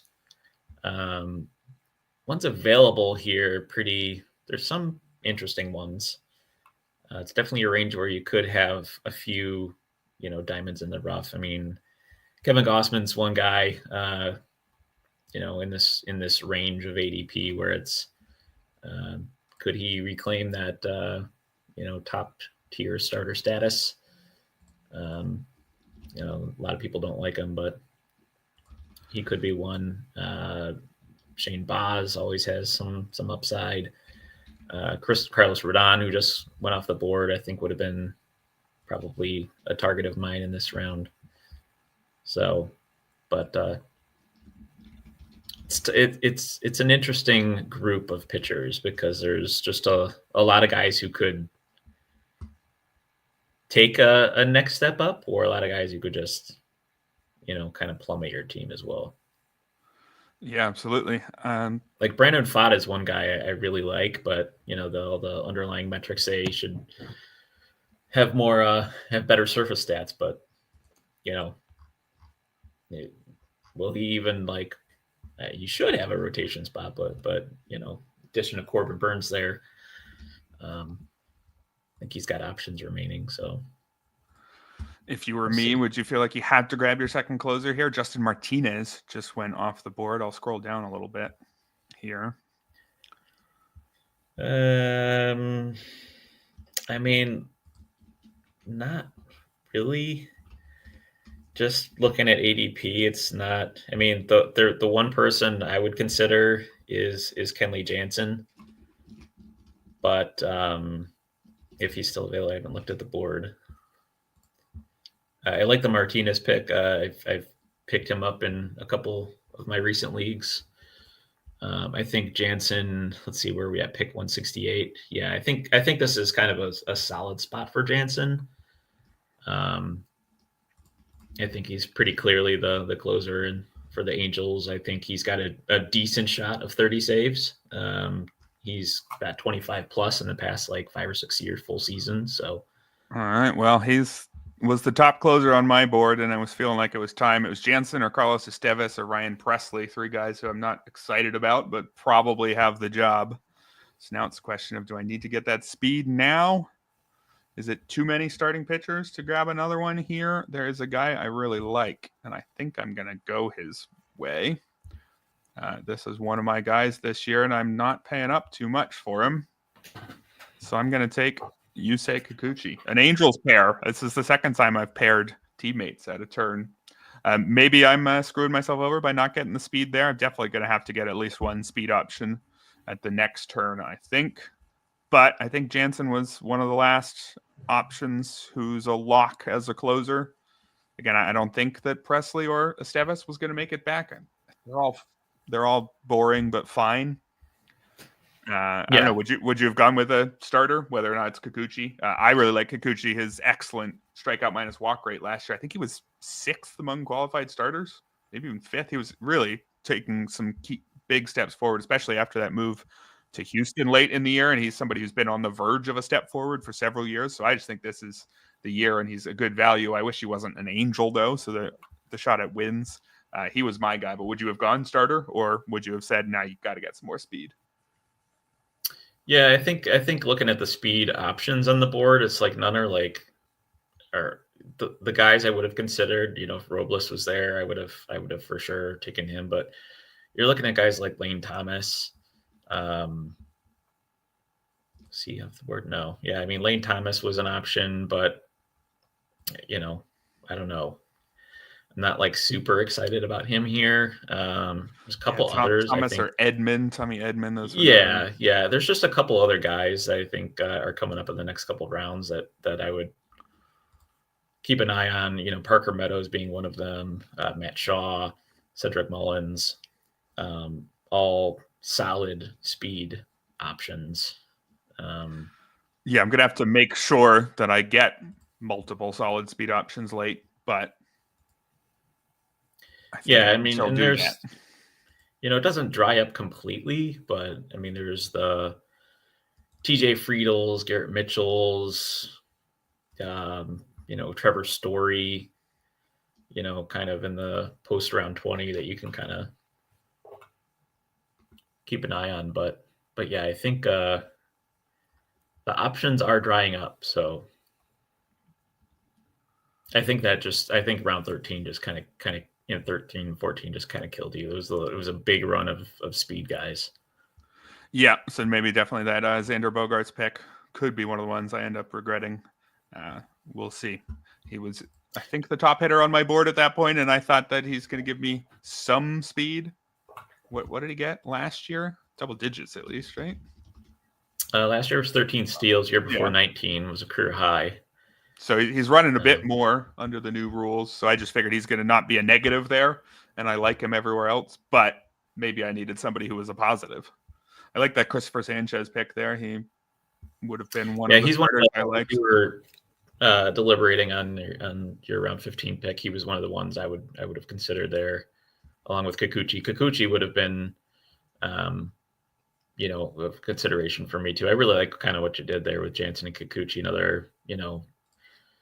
Another solid bet for 200 plus strikeouts. I mean, I think all your starters thus far are, 200 plus strikeout guys. You know, if they're healthy, the closers you have are 25, 30 plus saves easily. So I think as far as pitching goes, you're setting yourself up pretty well. I just realized there is Kikuchi kind of balance out, the whip with Hunter Green and Cease being a little bit higher in that category. Yeah, that was the thought there. I just realized there's one other closer I didn't mention, somebody who's falling 40 picks so far, Alexis Diaz. Somebody who's going to fall, I think, in a lot of drafts. People just see his numbers from last year. They weren't very good. It's a tough park as well. There's a new manager if the Reds want to go away from Alexis Diaz. Makes sense that he'd be the guy who falls, but if he doesn't, you're going to get somebody who's been the locked-in closer for what, a year and a half, 2 years for the Reds, and as long as he bounces back, you could get all the saves, pretty much all the saves for the Reds, pretty late in the draft. Would you have been on Kenley though, still over Alexis Diaz? Yes, He just went yeah, here for sure. as we're talking about him. Yeah, I would have definitely taken Jansen over Diaz. I think Diaz has a pretty decent shot of losing the closing role. Cincinnati this year. It's up in the air. And who would they turn to? There's some Taylor Rogers just signed there. Emilio Pagan has done it before, but has always been homer prone. There's some young guys. Zach Maxwell in the minors got a big control problem though. Could it be Tony Santillan? He showed some promise last year, but again, health is an issue there. So I don't know. Yeah, I think Rogers might just be better than Diaz, but he is a lefty. So, and Diaz is the incumbent. So I imagine Diaz starts the year as the closer. But if I was looking to speculate on someone else, Taylor Rogers it is Taylor, right? Has plenty of closing experience and is still quite good. Maybe he was a little bit more elite a couple years ago, but you got somebody who's at home in the ninth inning and is still pretty good. Yeah, I think with Rogers, it's tough because he's got 2 pitches, and he's been pretty inconsistent with his results, with those pitches. So if last year he kind of trended towards forget what his primary was last year. I have to go to Savant real quick. So the sinker last year, he's a sinker sweeper guy. He threw fewer sinkers last year, kind of more evened it out between the sinker and sweeper. But sinker last year was pretty good. 195 batting average against. Year before it was 250 batting average against. Year before that was 306. So it's just as he being successful with his sinker and getting right-handed hitters out be the other. Got a call for me to take Edman and McLean. McLean has gone already, but Edman certainly one of the top options for steals remaining on the board. Edman, Lane, Thomas. Top couple guys still there. Players who I was considering at the last turn. So if they do both make it back, maybe one of them will be the direction I go. Yeah, a couple quick questions before your pick comes up here. Thoughts on Zach Gallen? Billy Harris wants to know. I think that he's pretty fairly priced. Was he like 120-ish? I think that he took a step back last year after having a really big innings jump the year before.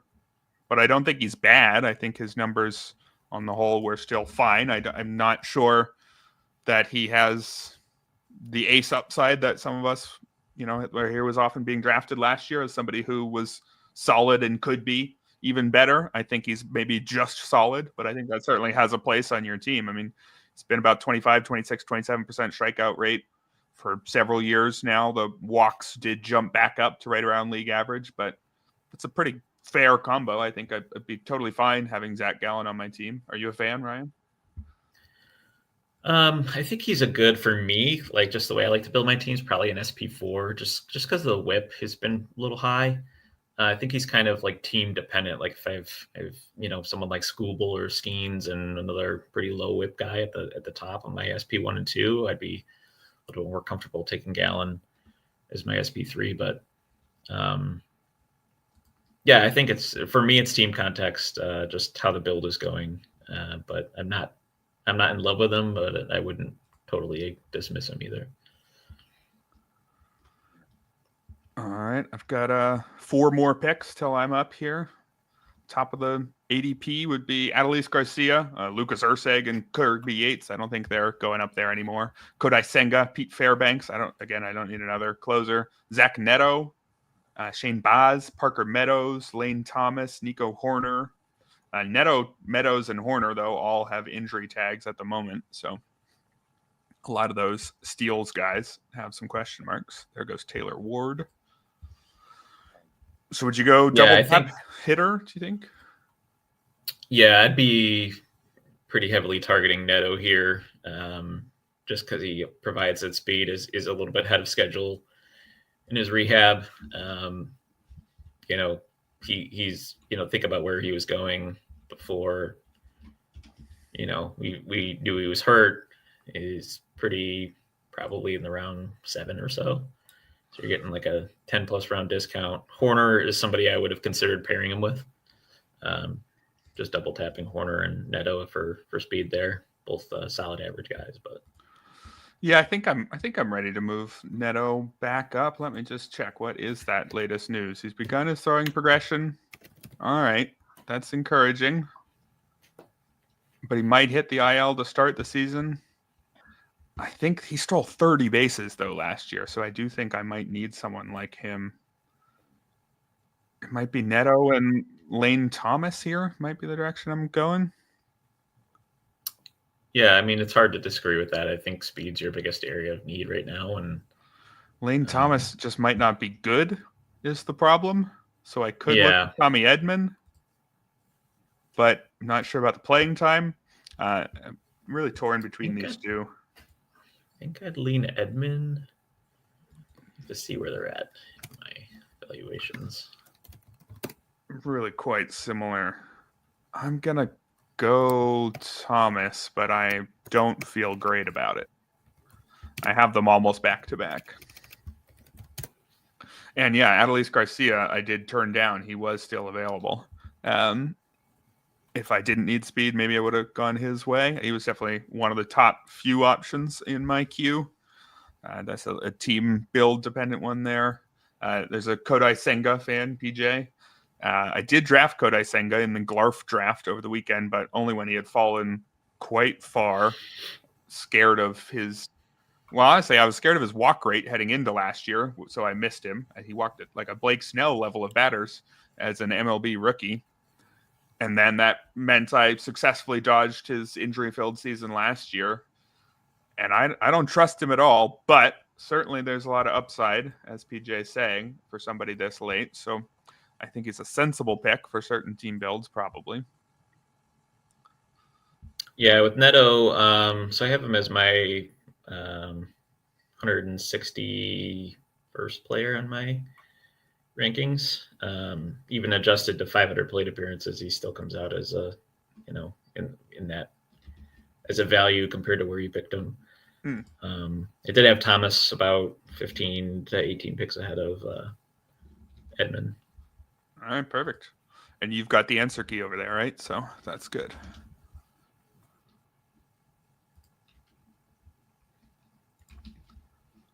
Well, there was Kodai Senga. We talked about him long enough, and now he's gone.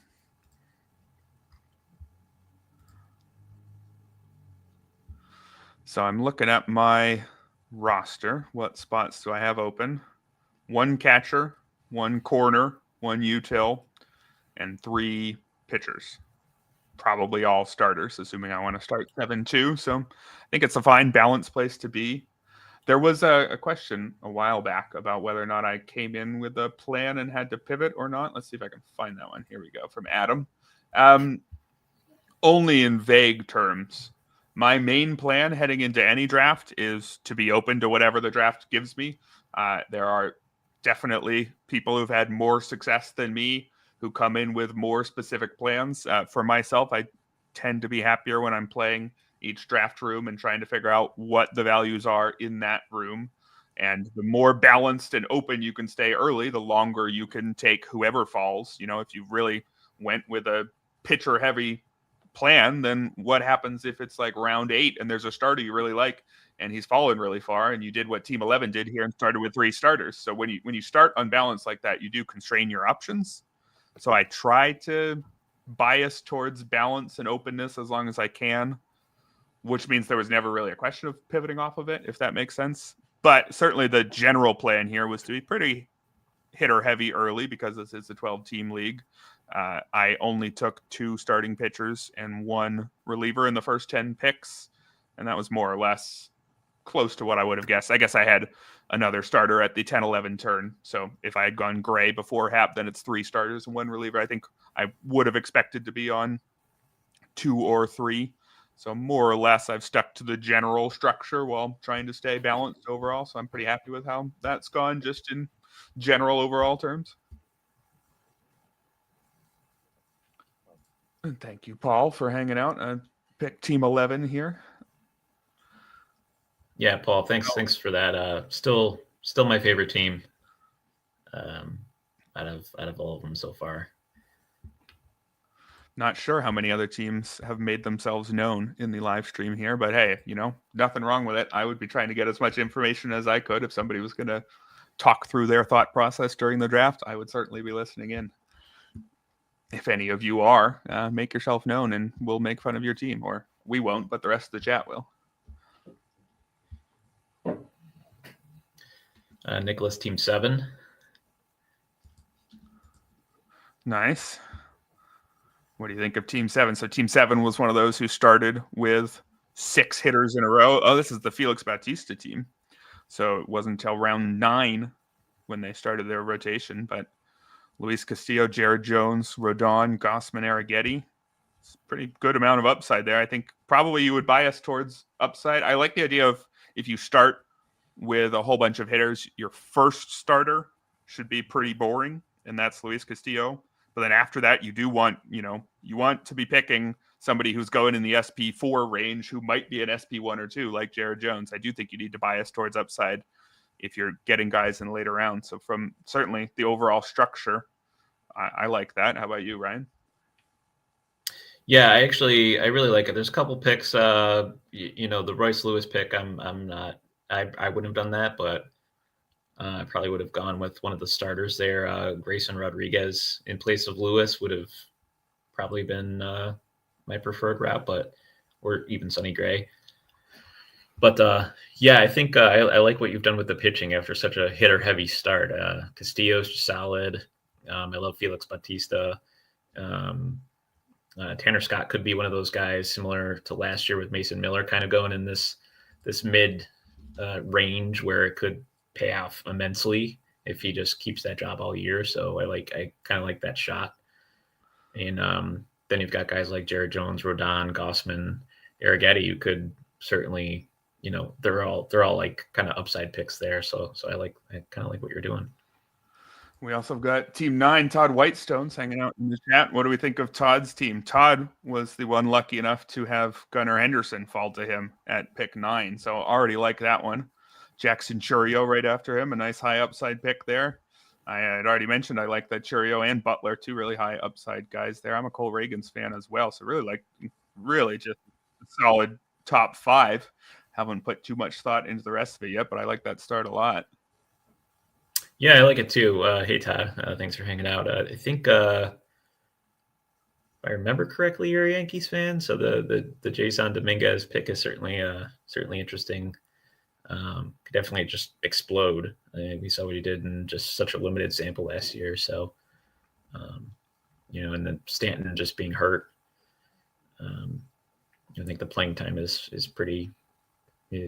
assured for Dominguez. So Todd was also the guy to grab Christopher Sanchez, who I'm a big fan of, and Parker Meadows just in the last round, who we mentioned as one of the potential steals targets. So like a lot of the picks there for Todd.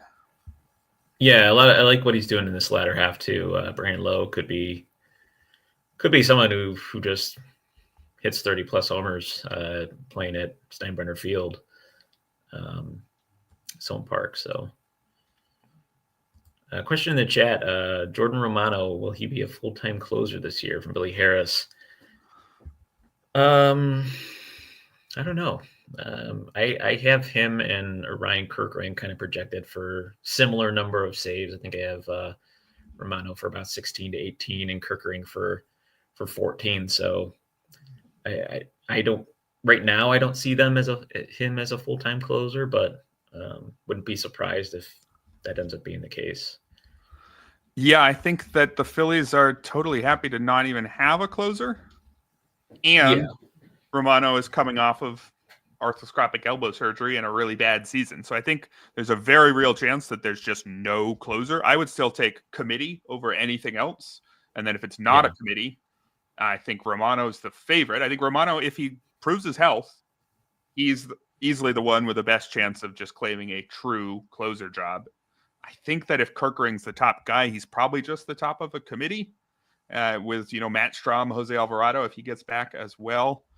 That's how I've been viewing it. And I think we're really going to tell if Romano is himself. The Phillies have used Carlos Estevez. They've used Craig Kimbrell as closers for parts of recent seasons. But I think they're one of those teams that's totally happy to not have one. Yeah, I mean, Rob Thompson's pretty, he's shown he's not afraid of using a committee. And past 3 years, I mean, last year they used 8 relievers for saves in total. A year before that was 9, and then 11 in 2022. So could just be, Strahm gets a handful, Alvarado gets a couple, Kerkering, Romano, probably the favorites out of that group. So, but all right, I'm up in just 3 picks here. I see we've got team 4 in the chat as well. I would like to take a look at theirs right after my pick here. What positions would you be going if you were me right now? Well, I'm up right now, actually. I think I might actually get one more speed option. There's a guy I've had my eye on who I was worried about injuries, but who's come back from a scare earlier in the offseason. I think I'm going to pop Michael Garcia here. Another speed option, and he covers both corner or middle. So I've got a lot of positional flexibility, maybe even more than I need, but that's fine. Then I think I'm probably going to pair him with a pitcher. And I think I'll just go with the top pitcher on my board. The top pitchers out there, the top starters would be Shane Baz, Sean Manaea is currently hurt, Luis Heel, Nathan Eovaldi, Bowden Francis. I think I like this next guy on the list, and I think I have to get him now. I'm going to go Tanner Houck. He's somebody who doesn't have the elite strikeout stuff that a lot of my starters have so far. Like the ball on the ground, avoids walks. I think he's going to be a nice counterbalance to those guys, and I think he's going to pick up some wins for a pretty decent Red Sox team. I like that Nick Lodolo pick, number 2. Team 2 just did, though. He would have been another one of my favorite pitchers to target in this range. Did you like my pair there? Yeah, I think Garcia makes sense for your build. I haven't landed on him yet in drafts this season just because I had him on my online championship team last year and just noticed a lot of, I think he was platooned at one point in the season. I think I may have ended up dropping him. I'll have to ask my fellow co-owner whether we kept him or not. But yeah, I think in terms of speed, he's definitely giving you that. It's just where's he going to hit in the lineup, and how often does he get on base? I think nothing concerning in terms of he doesn't strike out much, but he also doesn't walk much. It's weird. He's got a just weird profile where the hard hit rates 65th percentile metric, but barrel rate doesn't barrel the ball 10th percentile, so it doesn't kind of sync up with that. So. Yeah, pounds the ball into the ground really hard. You'd think run a high BABIP and get on base a lot. Last year was a 268 BABIP, a 231 average, but a 260 expected batting average. So I think that he's a decent batting average, good steals guy. He got 37 steals last year, despite getting on base at a 281 clip. So I think he's somebody who can really help round out the speed. I wonder, though, by going Neto, Thomas, Garcia, did I put myself back behind in some of the power categories? I'm not sure. Yeah, I think when you start your team with Aaron Judge and, I think Westberg's got a pretty decent shot of, plus power too. If Neto's healthy, I think he's, 20, 25 plus homers. But yeah, I think now you're kind of last several picks kind of balancing the scales in terms of speed versus power. So now it's kind of a more focus, a little bit edge to home runs. Yeah, here's, I don't know how we pronounce this, Biza, something like that, says should have Adolis Garcia over Thomas. I think if I had known that definitely would get Michael Garcia. And honestly, I probably could have guessed. I think I took him a little bit before ADP. Maybe I should have planned ahead and done that. Garcia does offer a little bit of something else.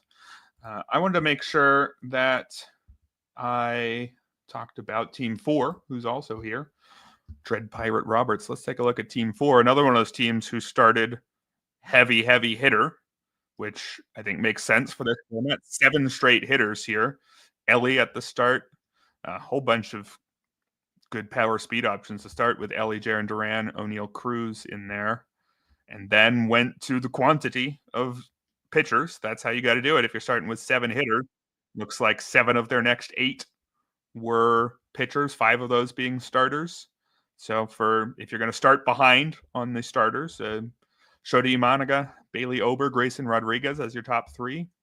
That's a pretty good place to start if you're going to be behind the pack through the first 7 rounds.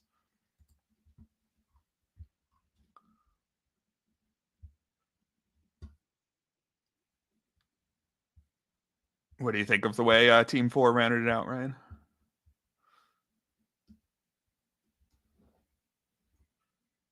You might be muted, or else we lost you. Sorry, I was on mute. I like what he did with the pitching. Imanaga, Ober, Grayson, excellent. Alcantara is already throwing 99 miles an hour in spring. Be interesting to see what he does this year. I like Pepio a lot. Gore, Holmes are nice upside shots there. I think Holmes could be actually pretty interesting. If it's not working out from a starting pitching perspective, could he move to a bullpen role? It's not like he's taken over the job from Edwin Diaz, but I could see, a handful of saves. Like I actually have him projected for the second highest number of saves in the Mets.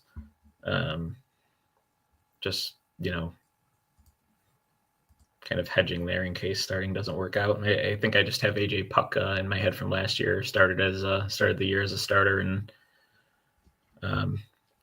that experiment ended pretty quickly, and then he just went back to the bullpen where he was dominant. So,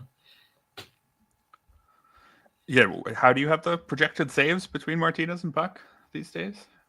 I forget exactly where they were in your latest closer rankings. Yeah, so I moved Martinez up. I think where I had him, I had a little bit more balanced out in my initial rankings, just because, I thought Arizona was going to, had a chance of signing Kirby Yates or Carlos Estevez. And now that they didn't really sign a closer, they did sign Kendall Graveman recently, but I don't think he's threatening for that role yet. I do think it's kind of a vote of confidence for Martinez that, I still think Puck will be involved, but I weighted the saves more towards Martinez, I think in the 24-25 range versus like 8 to 10 for Puck. Yeah, I'm happy enough with Martinez. I would have been fine with him, maybe over Kenley even if he was still there. So I don't mind that pick at all. We've got the second catcher run going here. I definitely debated taking Ryan Jeffers at that 18-19 turn, but he was my top catcher on the board. He wasn't the top catcher on the board, so I thought there was a decent chance he would fall, and he did not. So I would probably wait even longer for my second catcher here. You could even wait until round 30 in a 12-team league that's gets a catcher like 20 through catcher 24. It's not that different, so we'll see which direction I go there. Yeah, at this point, I'm probably past the comfortability of some of these C2s here. I might even take like an upside dart on like a Dalton Rushing, or because the back half of your draft, we're at the point now around 20 where you're dropping most of these guys throughout the year. You're really kind of turning these spots, and you're really kind of taking upside shots where you can, because there's that fab element where you can drop players throughout the year. Right. And so once you're at a catcher you're not happy about, maybe you just wait until the very end. Exactly. All right, we've got about 5 picks till I'm up again here. Just making sure I've got my queue all set up. What do you think I need position-wise here? I'd be looking at starters. these last 10 rounds, I'm probably leaning more towards starting. I don't know where you're at position wise. Just need a second catcher and a util. That's it. And then probably one for my bench. So I would expect I'm taking 7 more starters the rest of the way, right? Yeah, so I might lean towards one of the spots being kind of an upside closer 3 spec here. But yeah, I think I'm taking 3 hitters and the rest pitchers here. I just like first week of the season to have that flexibility. You're not really sure, how the starters are going to line up. You want to make sure you field a roster where it's you have enough starters to start, right? And through that first week. So having that flexibility on your bench, is pretty important. So. Well, I think I'll probably just go with my top 2 starters on the board here. Neither of them are guaranteed to make it back, even though I'm taking both 15, 20 picks ahead of ADP. These guys are both really boring, but Suarez and Reese Olson, they're fine. That rounds out my starting pitchers. I still got to get a util and a catcher the rest of the way. Yeah, so what kind of catchers are left on the board here? Let's take a look. The top available catcher is Keibert Ruiz. He's actually fallen several rounds in this draft. I'm not particularly a fan, but I would take him at some point. Joey Bart, Alejandro Kirk, Jonah Heim, Bo Naylor, Patrick Bailey. All those guys I think are totally acceptable catcher twos. So I wouldn't mind just waiting until I got the last one of those. After that, you're looking at Hunter Goodman, Danny Jansen, Freddie Fermin. I mean, even then, those are guys that I'm comfortable enough with, I think. So I think at this point, maybe I'm taking a catcher in 3 rounds, but it's possible I take them in the last couple picks of the entire draft. Yeah, I mean, there's a couple I like out of the ones you mentioned. I'd be pretty comfortable with like Ruiz or Kirk, maybe Bart. But again, that could be a spot, a C2 spot where you just look for upside. One of the stud catching prospects that are likely to debut this year, either Drake Baldwin or Dalton Rushing, Edgar Quero, Kyle Teal, one of those guys. And if it doesn't look like they're going to make the open day roster, you just drop them that first fab run and pick up somebody, and you just kind of stream until you find somebody that's working out. Right. If the 25th starter or 25th catcher is totally fine, then there might be some merit to taking one of those rookies you mentioned for sure. Yeah, I mean, I might actually wait, see if even someone like Kyle Higashioka, who was pretty solid last year, could be a pretty even split between him and Jonah Heim, who Uncle Ted mentioned in the chat. But yeah, at this point, if I don't have my second catcher, I'm probably waiting till the last round to grab my second catcher. Yeah, I think I should probably be thinking about doing that. Yeah, I mean, unless it's like, let's see, you got to pick 2. Can't see that. Is that 264 coming up? Yeah, that'll be my next one. So I have the ADP board up. It's just a nice visual representation of the NFBC offers here. So the ones available, Joey Bart's like kind of a round 23 guy. Kirk round 25, Danny Jansen round 28, Naylor, Heim, and Patrick Bailey kind of in the last couple of rounds. So, if you want one of those other guys I previously mentioned, then it would make sense. So in the next couple of rounds, but otherwise, you could just theoretically just wait and just kind of take a dart of somebody you think has some upside and could break camp. Speaking of upside, we got a couple upside picks here. Jordan Walker, you can get him in the 21st round. Jesus Luzardo as well. Matt Wallner, the Joey Gallo clone. Still plenty of upside this part of the draft, I'd say. Yeah, Uncle Ted mentions Chris Martin, 40 save upside. I'm not sure I would go that far, but it is interesting what the Rangers are doing. with their bullpen. It's, Or not doing. Yeah, well, exactly. It's just like, what are you doing? James Anderson, I was listening to a pod he had recently, and he was like, what are you doing? I completely agreed. It's like, I have no idea. But out of the relievers currently on the roster, I like Martin a lot. He's always a low walk rate guy. Seems like the favorite. I know Robert Garcia is kind of dealing with an injury. He would be the other one I'd be looking at. But PJ mentions Jason Adam in the chat is my most rostered reliever thus far in my drafts. So he'd be somebody I'd definitely take a shot on in these late rounds. A Porter Hodge call as well. He's still out there. Do you think Hodge has any chance of just taking the job from Ryan Pressly? Yeah, I think Pressly, the fact that he waived his no trade clause to go to Chicago to close, I think it would take some pretty extensive struggles for him, over several months for them to turn to Hodge. I do have Hodge projected for 9 saves, so could definitely see it. But I think Pressly's kind of, the favorite from experience wise. Just waiving that no trade clause to go there, I think, is kind of a big indicator of him opening with the job, and it's just whether the skills can hold up or not.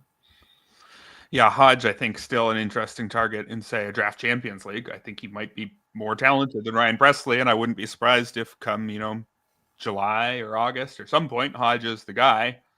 But it's just tough in a fab league to hold on to someone in your bench, right? Do you find you are often holding on to a closer spec on your bench, or are you just drafting one and then dropping him for a starter once it turns out he doesn't get the job? Yeah, it depends on who my closers are. If I have like a kind of a suspect closer too, I'm probably taking 2 darts at the end of guys who could potentially, have the job to start the year, and then I'll just drop one of the spots. Again, like these last, 5-10 picks are ones you are going to drop throughout the year. It's just going to happen. In a 12 team, it's, some of the starters you might hold, right? Because, there isn't much on the wire to replace them with, but closer specs, position players, they're all pretty replaceable in a 12 team. Yeah, fair enough. I definitely try to have as much of my bench as possible spent on starters. I'd rather not ever have to stream. I'd rather stream from my bench, right? I'd rather be sitting on 5 starters or so who are interesting enough. I'd rather just, pick my best 9 out of 14 pitchers or 9 out of 15, whatever it is. Obviously, once the injuries start picking up, though, that can be a little tough. So Christian Campbell, Roman Anthony go back to back here, team 8 and 9, or sorry, 8 and 7 respectively. Interesting. Those are kind of picks I like to make in this format. It's just, they could be like potentially huge impact players. As spring goes along, they're just raking. Pretty clear they're probably going to break with a job, and it's like, at that point they're going to just explode in ADP. They're just going to shoot up the board. So, right, you're committing to holding them though for a month or 3, or I guess you're not committing to anything. If they don't win the job, you could just let go. Yeah, it depends, right? Like it's all about roster construction. If you have a lot of risky picks on your team already, who are injury prone players typically, or guys who could lose a job, it's tougher to hold guys like that and make those picks. But if you have a pretty stable team like you have, you have a lot of stable, just veteran bats. It makes the upside shots a little bit easier to make. All right. Well, I am up again. And am I shooting for upside here? Some sort of upside, certainly. Should I get, well, a lot of the interesting players? It's still several rounds before their ADP, but might have to pop them anyway here. I think I'm going to, should I get one starter, even though I'm already full, and then a utility guy? I'm pretty set position-wise, so I might just get an outfielder. I might grab. I think my top starting pitcher here is Matthew Boyd. It's a little early, but I'm a fan. I think that he's being underdrafted. I think he's a solid option who I'll have to drop midseason when he gets hurt, and that's fine. Now the question is, I think I want to fill my utility spot here. Would it be terrible to fill it with a guy who is a batting average and speed guy? Am I too light on power? I'm a little bit worried about this pick, but I like this player. And I think he might have some real upside this year. I'm going to go with Jung-Hoo Lee. I think he's somebody I was really interested to see what he's going to do in his first year coming over from MLB or from KBO. And he did some of it. He put the ball in play a ton, and then he got hurt. So we didn't really get the chance to see how it was going to work out over the course of a full season. I'm a little bit worried, though, that my team wasn't the team that he belongs on. Yeah, I really like Jung-Hoo Lee. I think I would agree that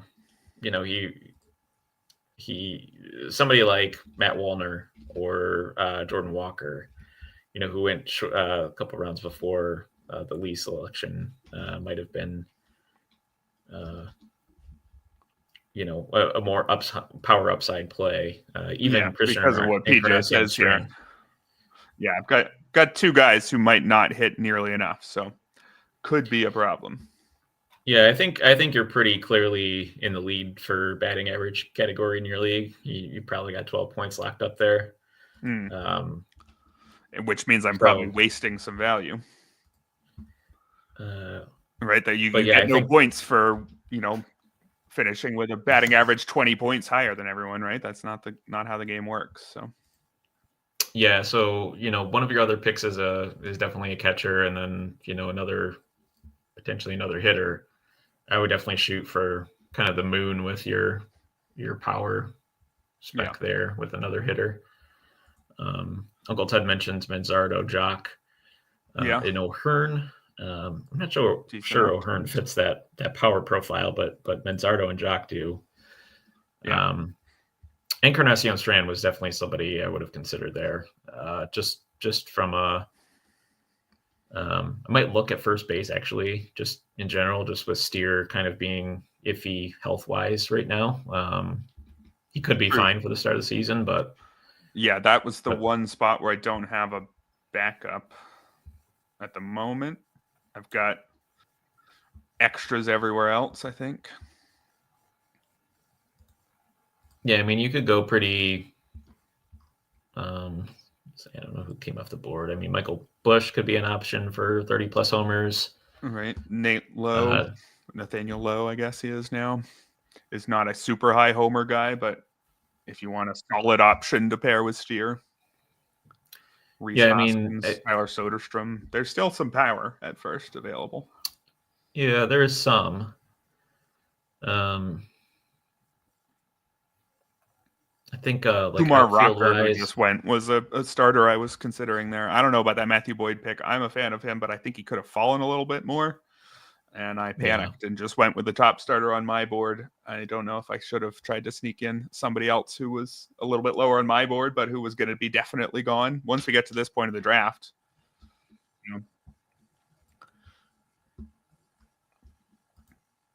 Yeah, I mean, some of in the late rounds of this format, I think you could look.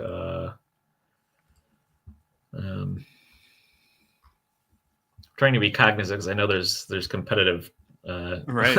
Some of your competitors in this. Well, they're seeing the same. Yeah, and their needs might be different anyway, but I think I'll just text you a few names so that way you have them on your radar. You can use the private chat feature in StreamYard here. Oh yeah, okay. I've never gotten the private chat through there. It'll be very exciting. Yeah, see, I wasn't even aware you could use that. All right, so who was I even thinking of? Okay.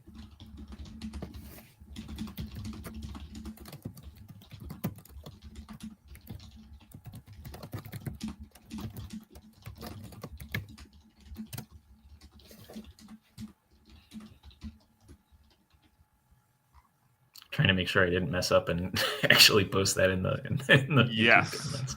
I like the names that you have posted there. One of them I was considering, certainly at the last one. I like all three of those guys. I would be trying to grab one of them. A power bat, certainly at this next turn, would be what I'm looking at. And then pretty much just a power bat, one backup catcher at some point, and then a whole bunch of interesting, cheap pitchers. That's the direction to go.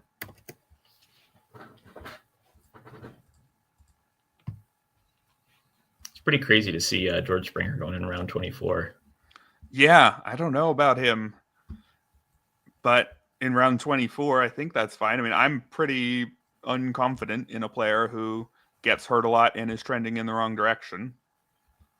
But yeah, he's also been really good for a really long time, and it's round 24, so I think a totally fine pick. I mean, with a round 24 pick, if you have to cut him in May when he hits the IL for the first time, that's totally fine.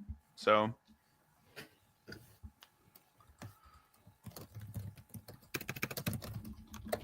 Jeffrey Grimm mentions O'Neill, who went in round 18. He would have definitely been a nice fit. Not sure he would have made it though. Yeah, well, actually, yeah, he went one pick before your round 18 pick. Yes. All right. So we got about 6 more until it makes it back to me. Some of the top players left on the board who have been falling. We've got, guys who looked like they were closers, Ben Joyce and Porter Hodge, who are no longer. Should probably, I guess, theoretically, Ben Joyce makes sense on my team with Kenley, but I don't think I need to get him yet. If somebody else wants to get him, that's fine. I mean, Ben Joyce is only getting saves if Kenley hits the IL or gets traded. And I don't think I want to sit on Ben Joyce for 4 months until Kenley gets traded at the deadline. I'll let someone else do that if they want to. I wouldn't be drafting Ben Joyce. It's just pointless. It's just a pointless bench spot, right? Like you're just tying up not a pointless bench spot. Bench spots are important. What I'm saying is he would just tie up one of those important spots for you. A waste of the spot. I would have liked Brandon Lau, but he is gone. Nathan Lowe, though, is still available. There's a player who I don't think is very good, who I keep picking, who I might end up picking with my next pick here. One of the guys that you have DM'd me about. So somebody who might make sense if you need some power and feel like you're pretty good in average. Although I will say, if you look at this part of the draft board, it looks like I'm all in on batting average and have a terrible power, but there is that Aaron Judge guy at the top. So doing okay on power as long as Aaron Judge stays healthy. That was one reason I felt comfortable loading up on guys who don't give you quite as much pop as you want. I need him to be healthy, of course. I mean, that's true with everybody, though. If all of your stats are in one player, if Judge gets hurt for most of the year, I'm really struggling in power. If Chisholm gets hurt for most of the year, I'm struggling in speed, but less so now that I've kind of made up for that. So I don't know, but you're always going to be in a tough spot when you lose your first round pick, though. Yeah, I think Neto, Lane Thomas, they're not zeros in power. I mean, Neto is actually pretty good power. True. Back if he's healthy. Here's my guy that I was talking about, though. Somebody who I think is not very good, but has power. You ready for it? Everybody get excited. Yay, Joe Adele. Yep. Not a first baseman, though, so I still need one. I think I'm going to have a second hitter on my bench, and I think I'm going to wait another round because there's several more who are still available. I think I'm going to jump back in with another starting pitcher here. And I am going to scroll down a little bit to one who might not make the rotation, but who I think is pretty interesting. DJ Hers, another really high strikeout guy. My type, I think I've balanced out with a few guys in rounds 19 through 22 who aren't that type. Some stable, solid, boring starters. I think I can go back to some all-in strikeout guys for the reserve round picks. Yeah. Yeah, I like Hers. I mean, he definitely had a few games last year where it's just like, wow, 13, 14 strikeout games. And it's like that type of upside is definitely, appealing. It's, I think he's projected for pretty clear rotation spot, but I think he might. Trying to determine if he has options remaining. I think he does. We've got PJ in the chat making a good point. Can't believe he took Adele over Hoskins and needed a first baseman. So, yes, I have basically condemned myself to using a second bench spot on a first baseman.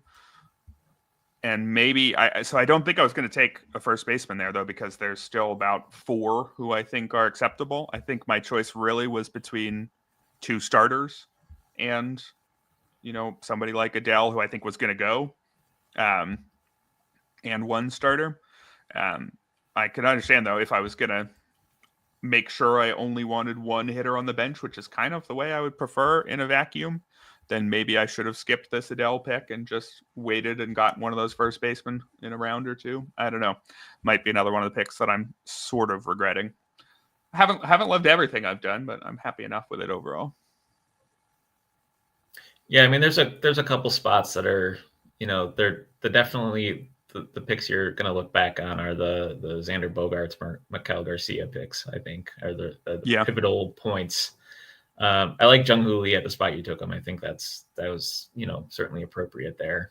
But again, for given your need at the time, just didn't fit your build. DJ Hers, getting some love in the chat. I think looking at roster resource, they have him projected starting in AAA. I'm not sure I agree with that. I think we have him as the number 6 starter as well, but I like him more than pretty much everyone ahead of him except for Mackenzie Gore, right? I'm betting on him beating out one of those guys. Yeah, I guess it depends on what they decide to do with Michael Soroka, right? I mean, Soroka was he would be the one relief last year. Certainly one of them. Yeah, Trevor Williams, the same kind of a tweener, can certainly start or pitch in relief if needed. So there's definitely room, but Mitchell Parker, Jake Irvin, you can easily overtake those guys. Both have options remaining. So I think it just comes down to what Washington decides to do with Soroka. I think that, I'm going to regret taking either Lee or Adele. Probably. There's some other power hitters, like, say, Christopher Morel would really fit this team, except for position-wise. I don't think I need another second/third baseman, somebody to take in the reserve rounds with big power upside. Certainly wouldn't look out of place, but I've got a lot of second and third basemen already. I don't think there's any world in which I could take him because I still need probably a backup first baseman on this team. Yeah, I think Adele's. I think that was a good pick, given your need. I think the bat speed is elite. The hard hit's good, above average, barrel percentage above average. Just he's got some speed too, so that's always important to even fill out in these later hitter picks, right? It's just can you make enough contact, right? Batting average will be low, but you're set on that pretty much with your other picks. So just taking a look at how many catchers are left, because I need 1 catcher, probably a backup first baseman, and then 3 more pitchers, maybe 1 closer spec, 2 more starters, something like that is how I'm going to round it out. There are 4 teams who still need a second catcher, and there are 4 catchers who I think are fine. I mean, I don't like them, but Joey Bart, Jonah Heim, Bo Naylor, Patrick Bailey are fine, and there's even Hunter Goodman, Danny Jansen after that. So I could wait and get one of them at the very end, or I could do what you were saying and grab a Dalton rushing type player, expecting to drop him for one of those guys in the first waivers period. Yeah, I mean, I think Goodman, would be a interesting player for this build, just with the power, but if he plays enough. Yeah, definitely not appealing from a batting average perspective. Doesn't walk any. But I think looking at that, I feel like I can afford to wait. Assuming nobody grabs a third catcher for some insane reason, I'm going to get a fine second catcher. Well, not a fine one, but Yeah, going back to what you were saying about Morel, I think he's like the perfect type of player for these last 5-10 rounds, right? Like the Adeles, the Morels, CES, the Drew Rasmussen, Rocker, like these are kind of the upside darts in these late rounds that I think are the ones that are gonna, potentially pay off pretty big. So that's kind of how I'm approaching the last 10 rounds of drafts. David Festa is another one. On the reliever side, Jason Adam, Ryan Kerkering, Griffin Jacks, love all three of those guys. Be happy to target any of those guys these later rounds. It's just kind of a closer three. And the good thing with those guys too is like you're getting strikeouts still weekly, potential for saves, and you can stream them in if you don't like the matchups for some of your starters pretty easily. So there goes Hunter Goodman, who we talked about. So we're down to 3 people needing a catch or 2. Jose Soriano, that's a good starting pitcher with high variance to take at this part of the draft. There's a call for Victor Robles in the chat, but Victor Robles is no longer a reserve round player. I don't remember exactly when he went, but it was a while ago. Yeah, around 13. I think it was more of a surprise about potentially where he went. I think it's just the speed profile, right? Like just 40 plus steal upside. All right, I got my 2 picks here, and I think it's probably time to pop the first baseman. And let's get the guy that PJ wanted me to draft 24 picks ago. This is why I waited. There were several first basemen who were fine, and Rhys Hoskins is fine. So we will get him here. He's got real power, some RBIs as well. I think I mentioned him on 2 straight weekend podcasts with Ryan Boyer about him being a category sleeper, RBIs and home runs. He's just fine to round things out there. And now I'm going to want a pitcher. And the question is, how much upside should I be shooting for here? A lot, probably. Do I want a lot of the starting pitchers are not very exciting who are left, though. So what kind of upside is even available? Or do I actually grab, there's a closer 3 on here. There are some closer specs, but I think there's a real closer. It's just the question is, can I envision myself putting him in my lineup everywhere? I'm going to try it, though. Calvin Fauché. Isn't he the Marlins closer? Right? I mean, he's not anything special, but I think he's better than... I mean, maybe it's going to be Jesus Tinoco or something. I think that he has more of a grip on the job than the other names who are still out there. I think, did Chris Martin go? Yeah, I think I went with Fauché over a Hodge or over a Ben Joyce or something like that, or an Urseg. Yeah, I think these picks are these are the types of picks that are underrated. I know Accent mentions Seth Halverson in the chat. I think he's definitely one who should be considered in these last couple of rounds too.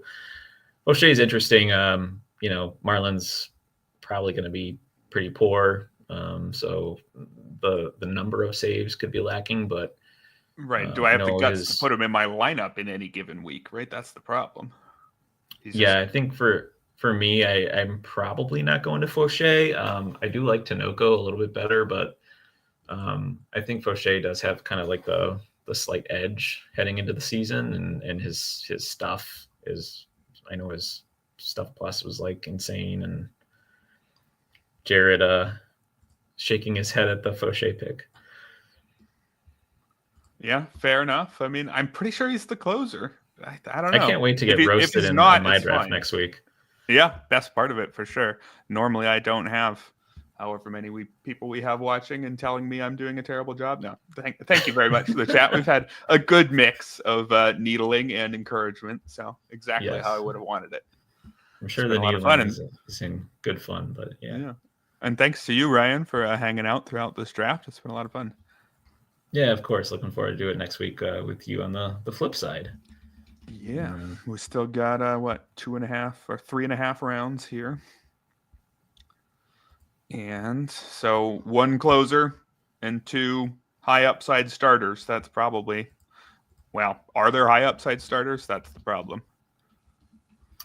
Yeah, I think so. I think there's probably a couple out there. There's definitely one I know that I like. Just whether he's available, I'm trying to look at the board. All right. Right, because the top options on the board are guys like Mitch Keller and Cutter Crawford and Luis Severino and Jameson Taillon, guys who are just there. That's an interesting name. I want somebody who can give me some strikeout upside, ideally. I think that one of those options who's just definitely going to be there is probably the direction I'm going to go. And then maybe someone who I think I might have to drop. I mean, I think it is pretty important if you're going to draft several weeks before opening day. We're not in the early offseason yet, but it's far from the late offseason still. Things are still very much up in the air. There's going to be players who I'm not even considering right now that I want to bid for. I'm going to want to drop players in week 1. So definitely these last 3 rounds, I want to end up with 1 or 2 players who I'm almost expecting to have to drop. And then if I don't have to drop them, cool. I get a player who I would have picked up in week 1. So like you were saying with the catcher, rather than just taking the 24th best catcher, take the 30th best catcher who has some upside and then drop him for the 24th best catcher when he doesn't make the team. I think something similar with a starting pitcher might make sense if I can find a high upside starter who I'm going to end up dropping for one of those very boring guys I just mentioned. So I'm taking a look at some potential candidates there. But, all of the actually interesting high upside starters are gone for now. I mean, depends on what you feel about Bobby Miller and guys like that. Or, taking a shot at a prospect, but I don't know if I want to stash someone necessarily for very long. So it'd have to be a prospect who has a legitimate shot at breaking camp in the rotation. Yeah. Yeah, that's tough. I think. So these last couple of rounds, I think, I'm shooting more towards rounding out the last couple hitters on my team and reliever specs. I want my last starters already by around probably 25. There's definitely some I like. My last turn, you might have gone starter, and you'd be looking for a closer spec in round 29 instead of Fauché. Yeah, I like what you did with Boyd. I think there's a solid upside there. It's just the health. But guys like Grant Holmes, Max Scherzer, Rasmussen, Justin Verlander, Rocker, that whole run of guys that went round 22 to 23 there. I'm definitely looking at those guys. Hers is another one who definitely fits that upside category. Cantillo, who just went off the board to Team 7, another one I'd be considering. Role probably not locked in yet, but definitely could have some upside probably there. Would you go 2 starters here and just go with the closer or catcher for the final pick of the entire draft? I think that's the way I'm leaning. What catchers are available? There are still 4, and there's only 3 of us who need one. Or the top 4 are Joey Bart, Jonah Heim, Bo Naylor, Patrick Bailey, then even Danny Jansen, Freddie Fermin. There's just not much separating those guys.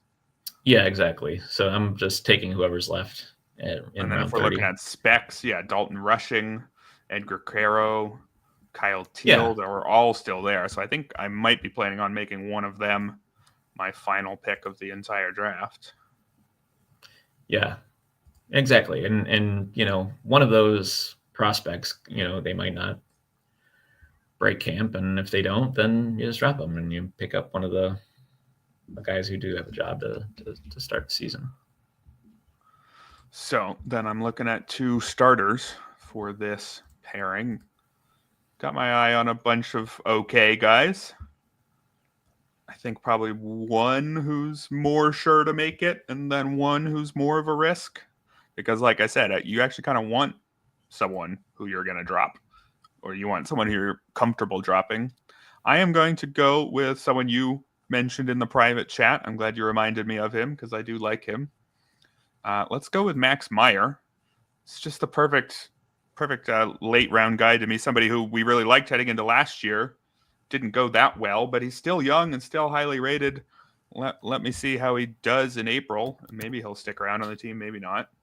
And then I'm going to go with someone who is currently, I think, on the outside looking in, but who's talented enough to win a job anyway. This is the guy who I'm expecting to drop for a boring starter in week 1. But Ben Brown, I think, is a very talented pitcher. I don't know what his role is with the Cubs.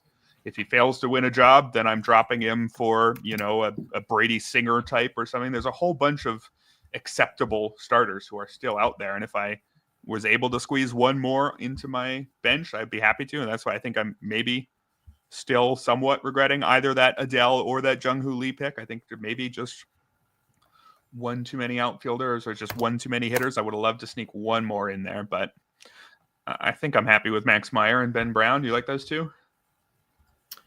Meyer, I do. I probably wouldn't have taken Brown just because I don't think the role is there as a starter with the Cubs. But I know Nick Pollock had some really good things to say about Max Meyer.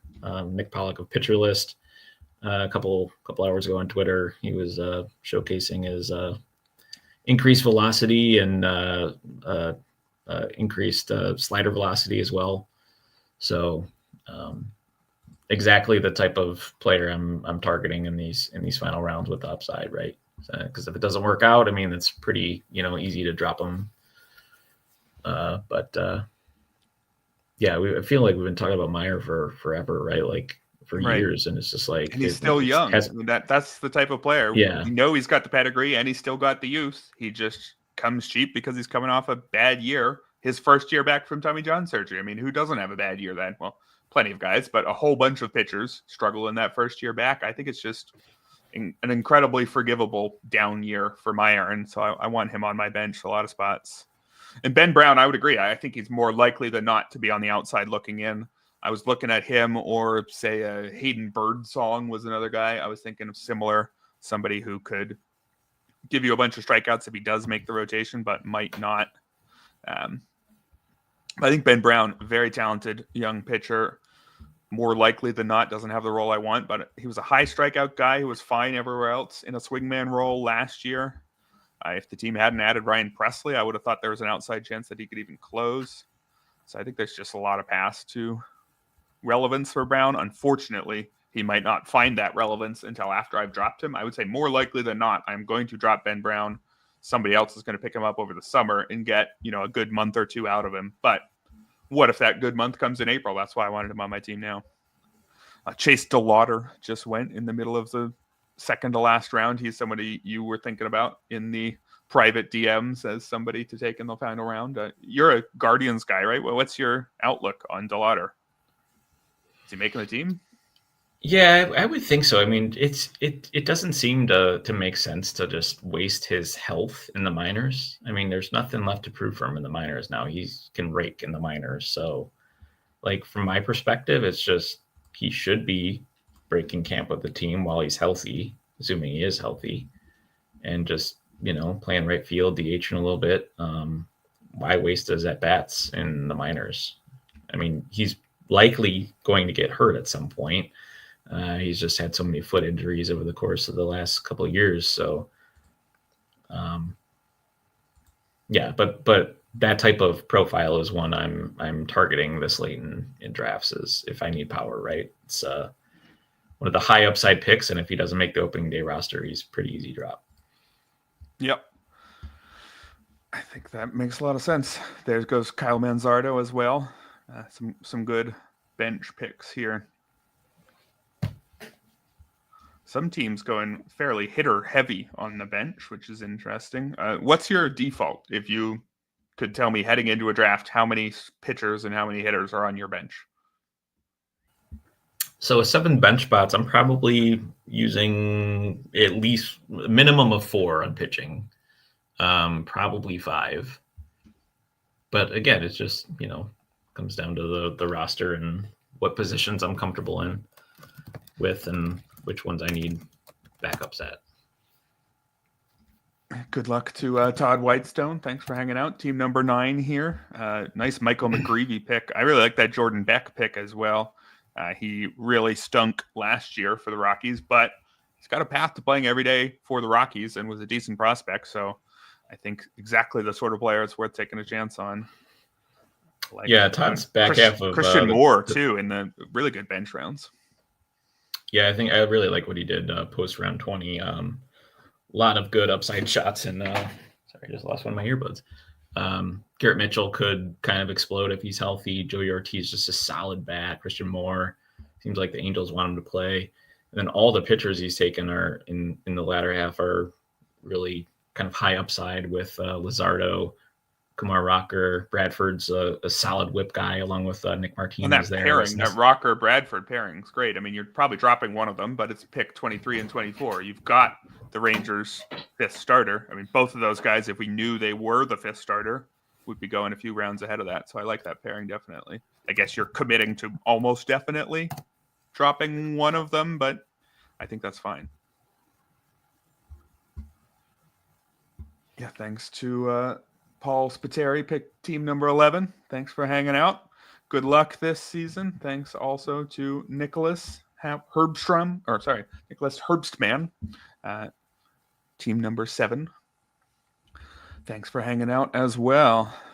Going to be a competitive league. I think we got a good variety of different builds, so excited to see how this all plays out. Yeah, it's been a fun draft. Thanks for having me on, Eric. And any idea what you're doing with this last pick here? You lean in a particular way?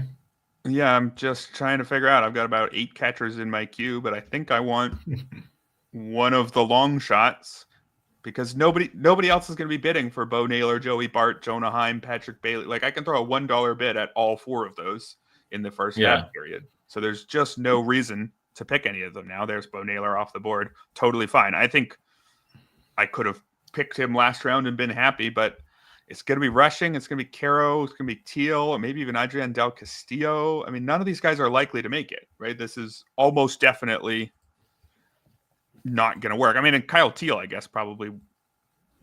I think Caro's probably got the best shot of breaking camp. Yeah.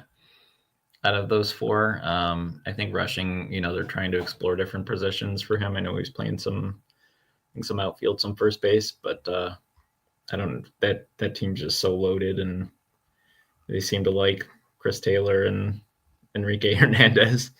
So I'm not sure there's a spot for him, but I think one guy I would probably lean if he's still there. I'm trying to see if he's available.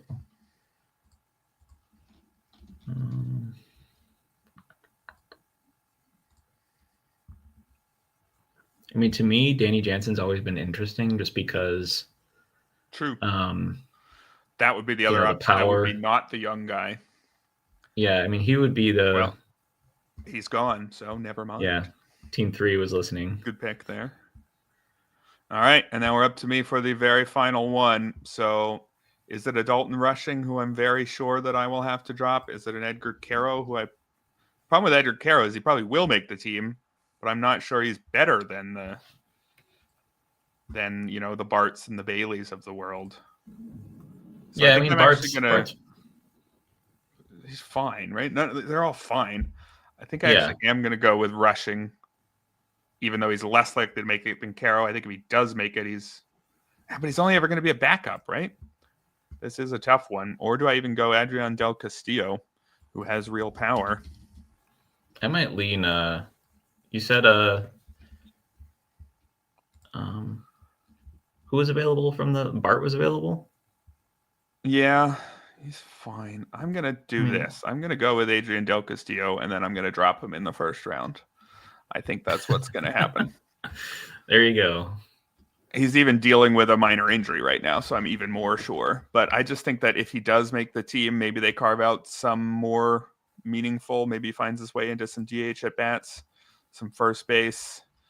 Whereas I would be worried about the situation with Caro where I draft him and then, he makes the team, but I have to keep him. And I think he's probably, I don't know, I might want to drop him for a Bailey or a Bart or something. So yeah, I mean, going with Del Castillo there, and that will wrap up the draft.